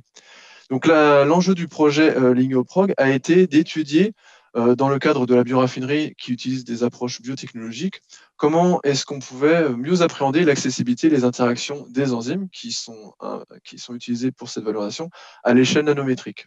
Et plus spécifiquement, comment ces enzymes évoluent dans leur environnement, quels facteurs modulent leur mobilité et leurs interactions, et donc leur efficacité de transformation des polysaccharides en particulier. Et sur ce schéma, de manière relativement simpliste, vous pouvez observer en rouge une enzyme qui, dans la partie gauche du schéma, a une progression rapide puisqu'elle ne subit aucune limitation ni structurale ni chimique. Au centre, on a une enzyme qui est plus ralentie à cause de blocages physiques liés à la porosité du matériau. Et dans le cas réel des biomasses végétales, on a une progression qui est fortement ralentie, car il y a des blocages physiques liés à la porosité et des blocages chimiques liés à des interactions non voulues, non spécifiques, notamment avec les polyphénols qui constituent la lignine. Et donc pour cela, la stratégie que nous avons mise en place a été d'utiliser des sondes nanométriques dans différents types de matrices et de proposer une approche quantitative de ces problématiques de mobilité et d'interaction. Donc nous avons développé pour cela différentes matrices, des matrices relativement simples qui nous permettaient de mettre en place nos approches expérimentales. Donc il s'est agi d'utiliser des assemblages modèles de polymères qui seront présentés par la suite, d'assemblages modèles, et d'utiliser des matrices lignocellulosiques plus complexes, des matrices natives, des échantillons végétaux de bois notamment, sous format non pré-traité et pré-traité par différents procédés. On a également développé une boîte à outils de sondes nanométriques qui seront présentées également, des sondes dites neutres qui n'ont pas ou peu d'interaction avec leur environnement et des sondes qui peuvent interagir avec certains des polymères constitutifs des lignocelluloses. Et en mettant en œuvre à la fois ces sondes et ces matrices lignocellulosiques, on a développé des approches dites de F-techniques pour des techniques de fluorescence pour évaluer la mobilité et les interactions des sondes. Alors tout d'abord, au niveau des matrices lignocellulosiques que nous avons développées, on a tout d'abord mis en place des assemblages bio-inspirés, alors pas biomimétiques, mais bio-inspirés, c'est-à-dire qu'ils miment certaines compositions et interactions que l'on retrouve dans les parois végétales, qui ont utilisé 3 briques essentielles. En termes d'hémicellulose, on a utilisé des arabinoxylanes ferruloylés, qui ont la propriété lorsqu'ils sont mis en présence d'agents oxydatifs comme des peroxydases, de se réticuler au niveau de ces motifs acides féruliques, donc former un maillage tridimensionnel. Et on a pu les mettre en présence de cellulose sous forme de nanocristaux de cellulose et également d'alcool coniférique qui lui-même peut se polymériser pour former des DHP qui sont des lignines modèles. Et donc, comme vous pouvez le voir sur le schéma du haut, on a pu préparer des assemblages modèles sous forme de solutions et sous forme de gel qui miment certains motifs que l'on retrouve dans les parois secondaires, notamment des végétaux. On a également travaillé avec différents échantillons natifs de bois, notamment de peupliers, mais également d'autres types de structures lignocellulosiques issues de paille, de céréales. Et ces échantillons étaient préparés pour la plupart sous forme de coupes fines de quelques dizaines de micromètres pour être observés par la suite. Au niveau des sondes fluorescentes, on a disposé au laboratoire d'un certain nombre de sondes que je vais vous présenter. Tout d'abord, des sondes issues de polysaccharides, et plus spécifiquement des dextranes, qui ont l'avantage d'être neutres, c'est-à-dire qu'ils n'ont peu ou pas d'interaction avec les polymères végétaux, et qui sont disponibles dans différentes tailles, ce qui est un avantage pour étudier la porosité des échantillons. On a également utilisé des polyols, des polyéthylène-glycols, qui eux, par contre, ont des interactions reconnues assez fortes avec la lignine et également disponibles dans différentes tailles. Donc ces 2 types de sondes étaient disponibles commercialement et greffés avec des molécules fluorescentes, des fluorophores, pour être plus facilement détectés. Et au laboratoire, on a aussi développé un certain nombre de sondes protéiques à base d'enzymes ou de CBM. Les CBM sont des petits modules de fixation aux polysaccharides que l'on retrouve notamment naturellement chez les champignons. Et ces CBM et enzymes ont des interactions spécifiques avec les polysaccharides et des interactions non spécifiques avec la lignine, ce qui est l'objet de notre étude en particulier. Et l'enjeu était de pouvoir réaliser le greffage de ces protéines avec des fluorophores pour faciliter leur détection. Donc, en regard de ces sondes et de ces matrices, on a développé et adapté 2 grandes méthodes pour mesurer la mobilité des interactions. Donc, la méthode utilisée pour la mesure de mobilité est la méthode dite de FRAP, pour Fluorescence Recovery After Photobleaching.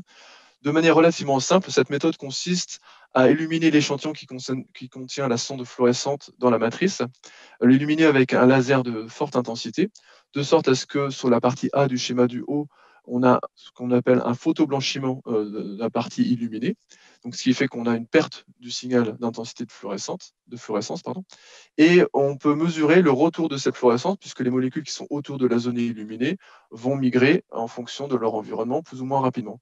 Et c'est ce retour de fluorescence que l'on mesure et qui permet d'obtenir différents paramètres liés à l'accessibilité et à la diffusion. Seconde grande technique que nous avons utilisée, c'est la technique de FRET pour Fluorescence Resonance Energy Transfer, qui consiste à étudier les interactions qu'on observe entre deux fluorophores qui peuvent le premier transmettre son émission pour l'excitation du second. Et on peut mesurer cette interaction par FRET, soit par une approche spectrale qui sera présentée, soit par une approche de mesure du temps de vie de fluorescence qui permet d'avoir des mesures plus quantitatives. Donc tout d'abord, au niveau de l'approche de frappe, on a engagé des travaux avec un laboratoire BBF à Marseille qui a pu nous fournir différentes enzymes cellulases, des familles des glycosidhydrolases 45, sous forme soit de modules catalytiques seuls ou greffés avec un CBM ou un tandem de 5 CBM. C'est l'enzyme qui existe naturellement. Et on a mis en œuvre ces 3 sondes enzymatiques dans différents assemblages, sur la partie droite au niveau du graphe, qui contiennent soit des arabinoxylanes furylés sous forme de gel, avec des nanocristaux de cellulose, ou avec une lignine sous forme de DHP. Et on a mesuré la diffusion apparente, l'affinité apparente de ces échantillons par des mesures de frappe. Vous pouvez voir qu'en fonction des assemblages lignocellulosiques qui sont analysés et en fonction des sondes qui sont mesurées, on a des différences assez fortes de cette affinité apparente, de cette mobilité, qui rendent compte des interactions qui ont lieu entre la protéine et un ou plusieurs polymères qui sont dans cette matrice. Ce travail-là nous a permis de mettre en évidence, de distinguer les rôles des polymères sur les interactions, et en particulier quand la présence de lignine était prépondérante pour ces interactions non spécifiques, et également de mettre en évidence l'impact de la modularité et de la présence de CBM sur ces interactions, puisqu'on a pu montrer que la présence de CBM, et notamment de 5 CBM, masquait tout ou partie du domaine catalytique et était bénéfique pour limiter les interactions vis-à-vis de cette lignine. Un second exemple de l'approche de frappe, cette fois-ci dans des vrais échantillons, dans des vraies matrices végétales. Donc ici, sur des échantillons de coupe fine de peupliers, paille et miscanthus qui ont été pré-traités à différentes sévérités par un pré-traitement hydrothermique. Donc juste pour vous montrer comment la technique de frappe opère sur un vrai échantillon. Donc sur la partie gauche, le petit schéma A, on voit l'échantillon avant photoblanchiment, sur la partie B après photoblanchiment, et on voit le retour de la fluorescence sur les photos C et D. Donc sur le graphe de droite, on a pu mesurer ce qu'on appelle la fraction mobile, c'est-à-dire la partie dans laquelle l'échantillon, en l'occurrence des sondes dextranes, sont capables de bouger dans leur espace. Et on voit que cette fraction mobile est relativement identique pour les 3 échantillons à faible sévérité, CSF traduit la sévérité de pré-traitement, et augmente avec la sévérité de pré-traitement, quel que soit l'échantillon considéré. Cela permet de mettre en évidence que cette approche de frappe est un bon moyen d'évaluer la porosité dans différentes localisations en fonction de la sévérité qui a été utilisée, et on a pu aussi la corréler avec l'impact de l'hydrolyse de ces échantillons. Seconde grande technique mise en œuvre, donc la technique de FRET pour mesurer des interactions dans des coupes de bois, par exemple ici, dans des coupes de pin plus précisément, qui ont été pré-traitées par de l'eau chaude, un traitement hydrothermique et par traitement chlorite. Donc même principe que précédemment, on a appliqué différentes sondes, en l'occurrence des PEG, donc qui, pour rappel, ont une interaction avec la lignine. Donc des PEG de différentes tailles, de 1000 à 40 000 Dalton. Et on voit sur la partie gauche qu'on a une efficacité de FRET, une efficacité d'interaction qui est variable, qui est très forte, notamment quand on a un pré-traitement chlorite et qui est plus faible dans le contrôle et encore plus faible dans les traitements hydrothermiques. Sur le graphe de droite, quand on met en regard la taille des sondes, c'est-à-dire sous forme de rayons hydrodynamiques et non plus de masse molaire, on a pu mettre en évidence une relation relativement linéaire pour chaque pré-traitement concerné. Donc, la conclusion de ce travail, c'est qu'on peut mettre en œuvre une corrélation inverse entre les interactions et la taille des sondes pour un pré-traitement donné. Et ça donne des informations sur l'accessibilité en fonction du pré-traitement du bois. Mais cette méthode, comme je l'ai dit initialement, est semi-quantitative. Et donc, c'est pour cela que dans le cadre du projet LignoPro, on a développé une approche quantitative, toujours sur des coupes de bois pré-traitées. Pour cela, on fait appel à, je n'ai pas le temps de rentrer dans les détails, mais on fait appel à différentes combinaisons de méthodes, et notamment la mesure du temps de vie de fluorescence, qui est une caractéristique propre des sondes fluorescentes. Et ici, on a mis en œuvre différentes sondes pegrodamine de 5, 10 et 20 000 Dalton, sur le graphe de droite, qui ont des rayons hydrodynamiques de 2,3, 3,5 et 4,8 nanomètres. Et on a pu mesurer cette efficacité de fret de manière quantitative sur ces échantillons de bois peuplier pré-traités ou natifs.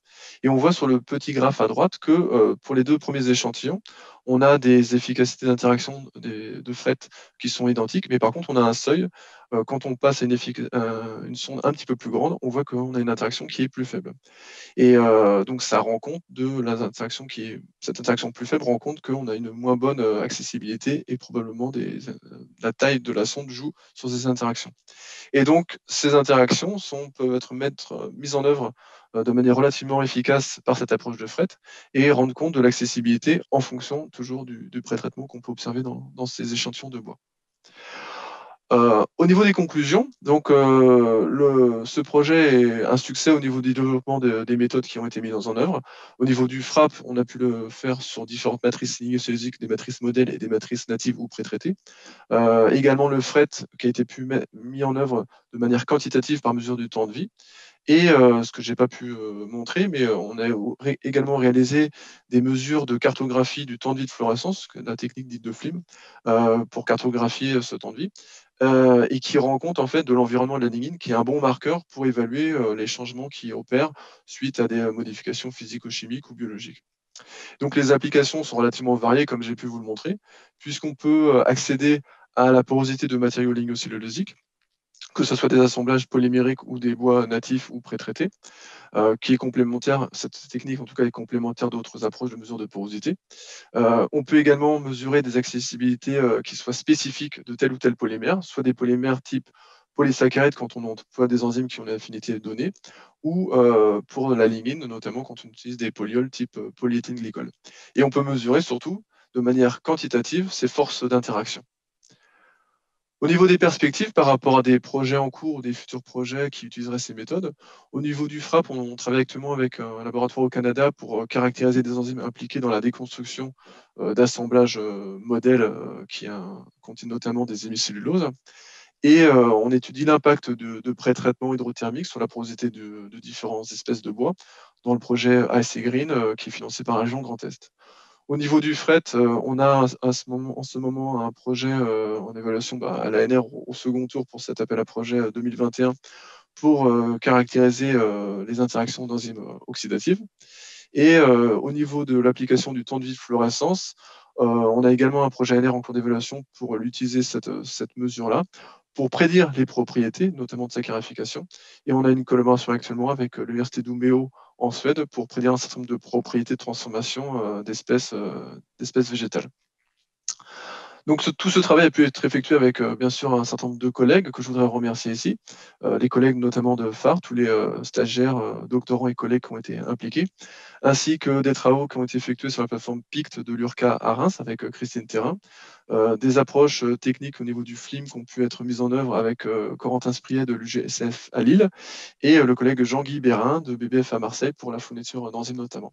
Et je vous invite en tout cas, si vous êtes intéressé pour collaborer avec nous, à me contacter. À Reims, on fabrique pas que de la transformation de la biomasse, mais on fabrique aussi du bioéthanol avec du champagne. Donc n'hésitez pas, on vous accueillera avec plaisir.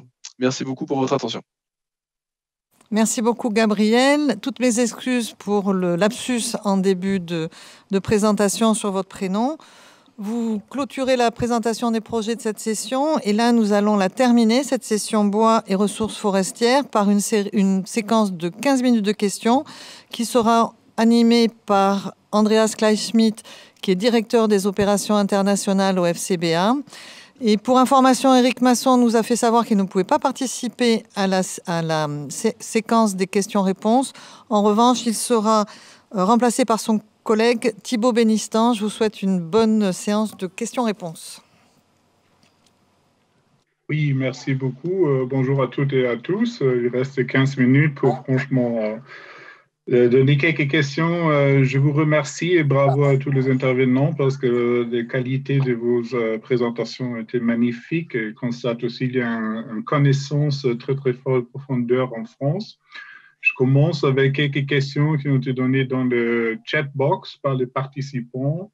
La première s'adresse à M. Benistant. C'est une question de classement machine qui donne un meilleur rendement que les classes visuelles de bois structure, mais qui n'est normalement pas du tout accepté par les lamellistes habitués bois du Nord et certiculum. Est-ce que vous avez dit qu'est-ce qu'on peut faire pour changer ça ou pour renforcer cette idée? Sur la partie classement machine, il y a une thèse qui était également financée par l'ANR en 2015, la thèse de Geoffrey Vigier, qui a pas mal travaillé justement pour mettre en place ce classement machine sur les parties feuillues, notamment en s'intéressant aux chênes. C'est pour ça que nous, en fait, on a proposé une autre approche qui est l'approche du test tout ou rien.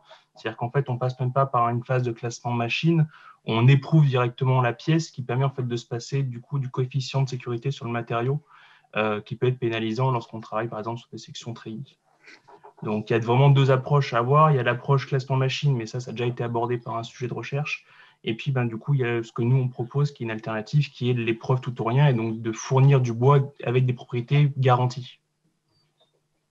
Merci beaucoup. Madame Longueteau, il y a aussi une question, si vous me permettez de dire une petite question éternelle pour les forestiers. Ça concerne en forêt les êtres qui, avec le cœur rouge, conduisent un délai d'exploitabilité plus court. Est-ce que c'est juste un problème de filière que de la qualité technologique? Quelle est votre réponse? J'aurais bien aimé vous répondre, mais moi, je suis plutôt spécialisée dans le résineux. Oui. Donc, sur le hêtre. Autre, oui. Est-ce qu'il y a quelqu'un d'autre qui souhaite répondre? Moi qui ai grandi dans une forêt en Allemagne de hêtre, je peux dire que c'est plutôt une question de la filière de récolte plutôt qu'une question de technologie. Ça, c'est notre connaissance et on a travaillé sur ça, mais c'est de réduire le temps de récolte vers 60 ans en Allemagne dans les forêts qui sont fortement touchées par le cœur rouge dans les hêtres. Il y a aussi des questions peut-être un peu plus larges. Une première question, on va faire un petit tour très rapide, si vous voulez. Quelle méthode manque pour vous pour avancer dans votre recherche aussi de trouver des moyens pour vérifier, élargir aussi les applications? Est-ce qu'il y a des choses de côté vous pour dire que voilà, pour voir comment faire pour améliorer mieux aussi la valorisation de la ressource? Qu'est-ce que vous souhaitez faire pour renforcer cette idée? Vous avez déjà une connaissance profondeur. Je vous donne une question si ça concerne le numérique. Est-ce que vous avez déjà pensé, par exemple, comment faire de profiter du numérique avec votre recherche, comme les jumeaux digitaux et aussi dans les modèles? Qui est le premier à répondre? Denison? Sur le sujet spécifique que je présentais aujourd'hui, il y a deux aspects de cette recherche où on aurait besoin d'apport du numérique. C'est la première partie que j'ai montrée, où cette quantité de produits qu'on obtient après les traitements catalytiques sous les sucres. Donc, on a une cinquantaine de molécules qui sont formées en tout, et elles sont toutes formées en même temps, et c'est le catalyseur qui va nous guider sur une sélectivité voulue. Donc, quand on commence à s'adresser à la cinétique de formation de ces composés, on a traité les choses de façon un petit peu empirique, mais je pense qu'il faudrait des modèles beaucoup plus approfondis pour tout simplement suivre la formation de ces composés et pouvoir les modéliser. Et l'autre aspect où ça peut intervenir également, c'est sur la prédictabilité des propriétés des polymères en fonction des types de monomères qu'on va mettre à réagir et arriver à prédire donc, le comportement, les propriétés des polymères qu'on obtient. C'est là pour répondre de façon très précise à ta question sur le projet en question aujourd'hui. Après, de façon plus large, oui, on a d'autres possibilités de faire jouer le numérique dans nos recherches. Ça. Merci. Les autres intervenants, Madame Longueteau, Monsieur Paez. Nous, le numérique, en fait, on l'utilise beaucoup, beaucoup, beaucoup. Et justement, en fait, c'est tout basé en fait sur le numérique, puisque là, c'est à base de capteurs. Donc, en fait, c'est que de la donnée à traiter. Alors, on a des algorithmes. Il faut développer beaucoup d'algorithmes pour traiter toutes ces données. Et puis, on voit qu'avec les nouvelles technologies, on essaye de mettre ces algorithmes aussi bien. On a essayé d'implémenter des algorithmes dans les smartphones et tout ça pour voir ce que ça donne en réel sur le terrain. Donc oui, nous, on a beaucoup besoin de... On ne travaille pas sur les capteurs, nous, à notre niveau. Il y a d'autres équipes qui travaillent sur le développement des capteurs. Nous, on travaille sur le traitement, justement, des données issues de ces capteurs, en fait. Donc, on travaille avec des laboratoires d'informatique, que ce soit en France ou à l'étranger, comme là en Autriche, dans le projet. Et donc, on est très consommateur, justement, de compétences en informatique pour nos recherches. Est-ce que vous êtes capable d'harmoniser, par exemple, les différents capteurs, l'outil qui existe aujourd'hui pour créer, par exemple, une base de données sur les différents aspects de qualité du bois? D'harmoniser, c'est-à-dire, vous pouvez préciser la question? Voilà, il y a beaucoup de personnes qui utilisent ces différents capteurs aujourd'hui, mais les data, l'information ne sont pas, comment dire, calibrées, même sens, qui sont très utiles et valorisables. Non, on n'a pas tellement de problèmes à ce niveau-là, en fait. De toute façon, même nous, pour nos images, typiquement, on a vu qu'on avait déjà une hétérogénéité déjà dans les capteurs qu'on a utilisés. C'était bien le but un des objectifs du projet, c'était justement de voir si on était capable, avec des capteurs d'origine différente et des conditions de prise d'image typiquement, d'harmoniser et de connecter les informations. Donc, c'est justement ce qu'on regarde, quoi. Très bien, merci.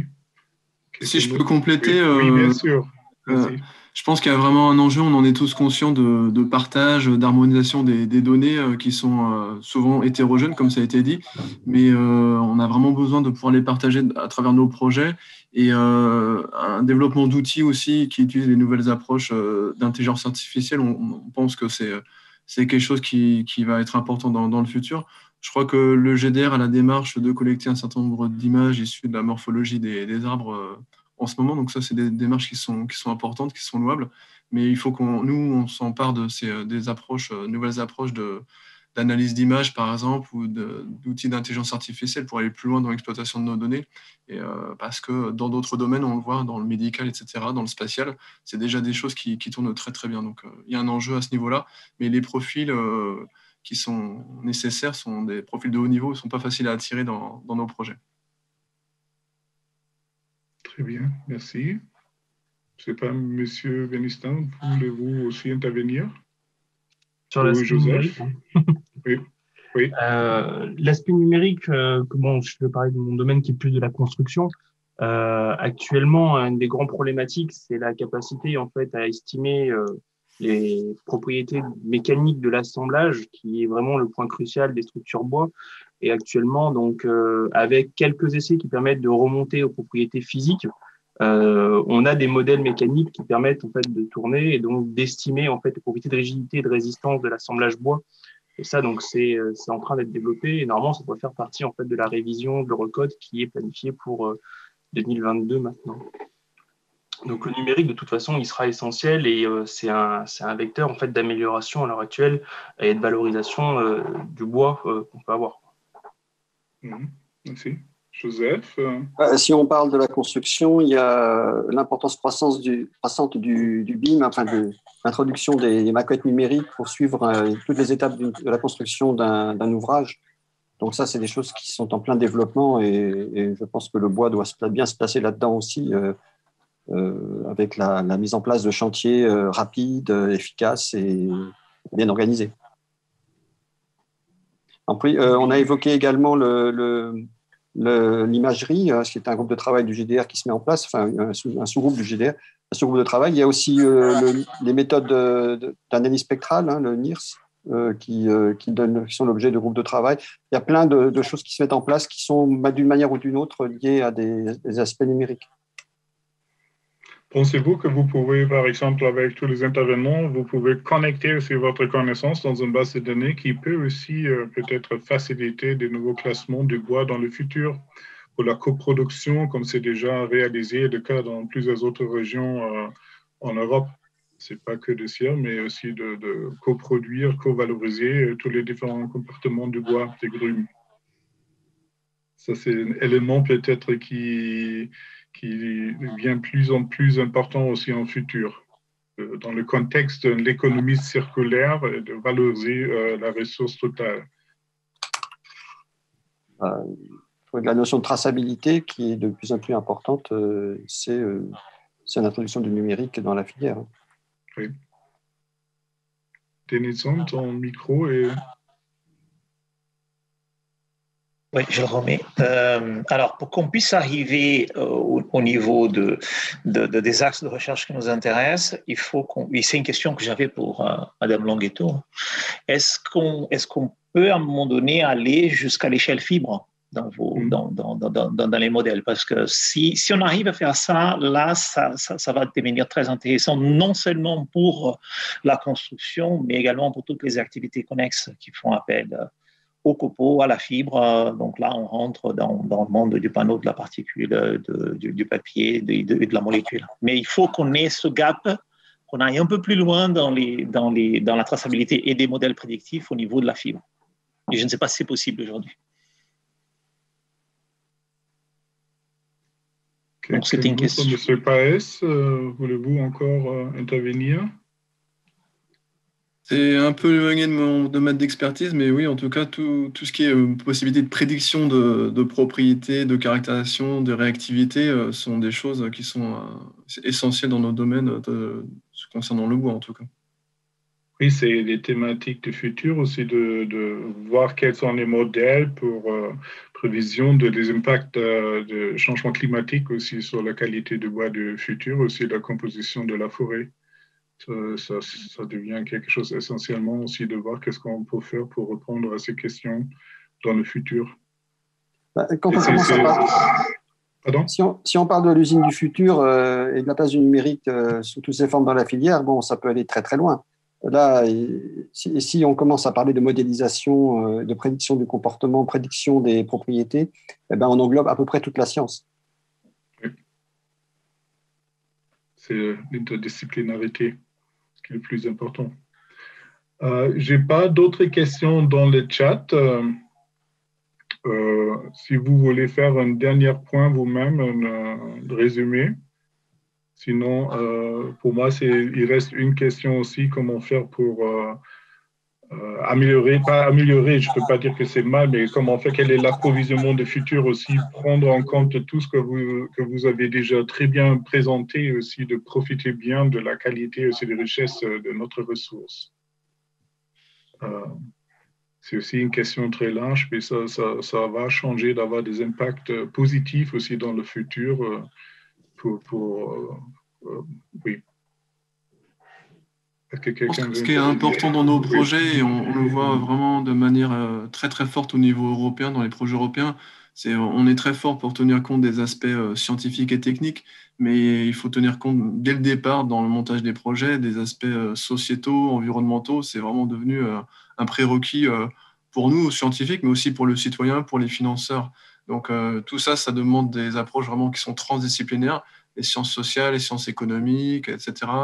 Avoir des partenaires industriels aussi qui connaissent la réalité du terrain. Des fois, les scientifiques peuvent être un peu éloignés des réalités industrielles et économiques. Donc tenir compte de cet ensemble-là, c'est vraiment l'enjeu aujourd'hui, et ça demande aux scientifiques de s'investir encore plus et d'avoir des partenariats encore plus larges, ce qui n'est pas forcément évident, d'autant plus dans des projets où les financements ne sont pas forcément conséquents de ce qu'on peut avoir en France en tout cas.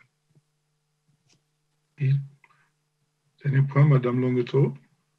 Non, je voulais juste dire encore, nous, là, ce que j'ai présenté, c'est un projet qui visait à estimer la qualité après coup, quoi, une fois qu'il est scié. Mais en fait, dans le labo, on travaille beaucoup aussi tout ce qui est prédiction, justement en fonction des conditions de croissance, de la sylviculture, du changement climatique. Et donc, on vise effectivement à améliorer la connaissance de la ressource, de la qualité de la ressource aussi en forêt, quoi, pas que bois scié. Donc, c'est déjà des choses qu'on fait et sur lesquelles on travaille, en fait. Oui, très bien, super. Monsieur Benistan, dernier point ou commentaire? Non, pas plus que ce que j'ai déjà dit. Parfait, merci. Denilson, c'est bien. Mon dernier mot, c'est que la chimie biosourcée, on a encore un long chemin à parcourir et qu'il va falloir sortir des sentiers battus pour la pétrochimie et qu'il nous faut des outils spécifiques et une chimie spécifique si on veut un jour être en compétition avec la pétrochimie. Merci beaucoup. Joseph?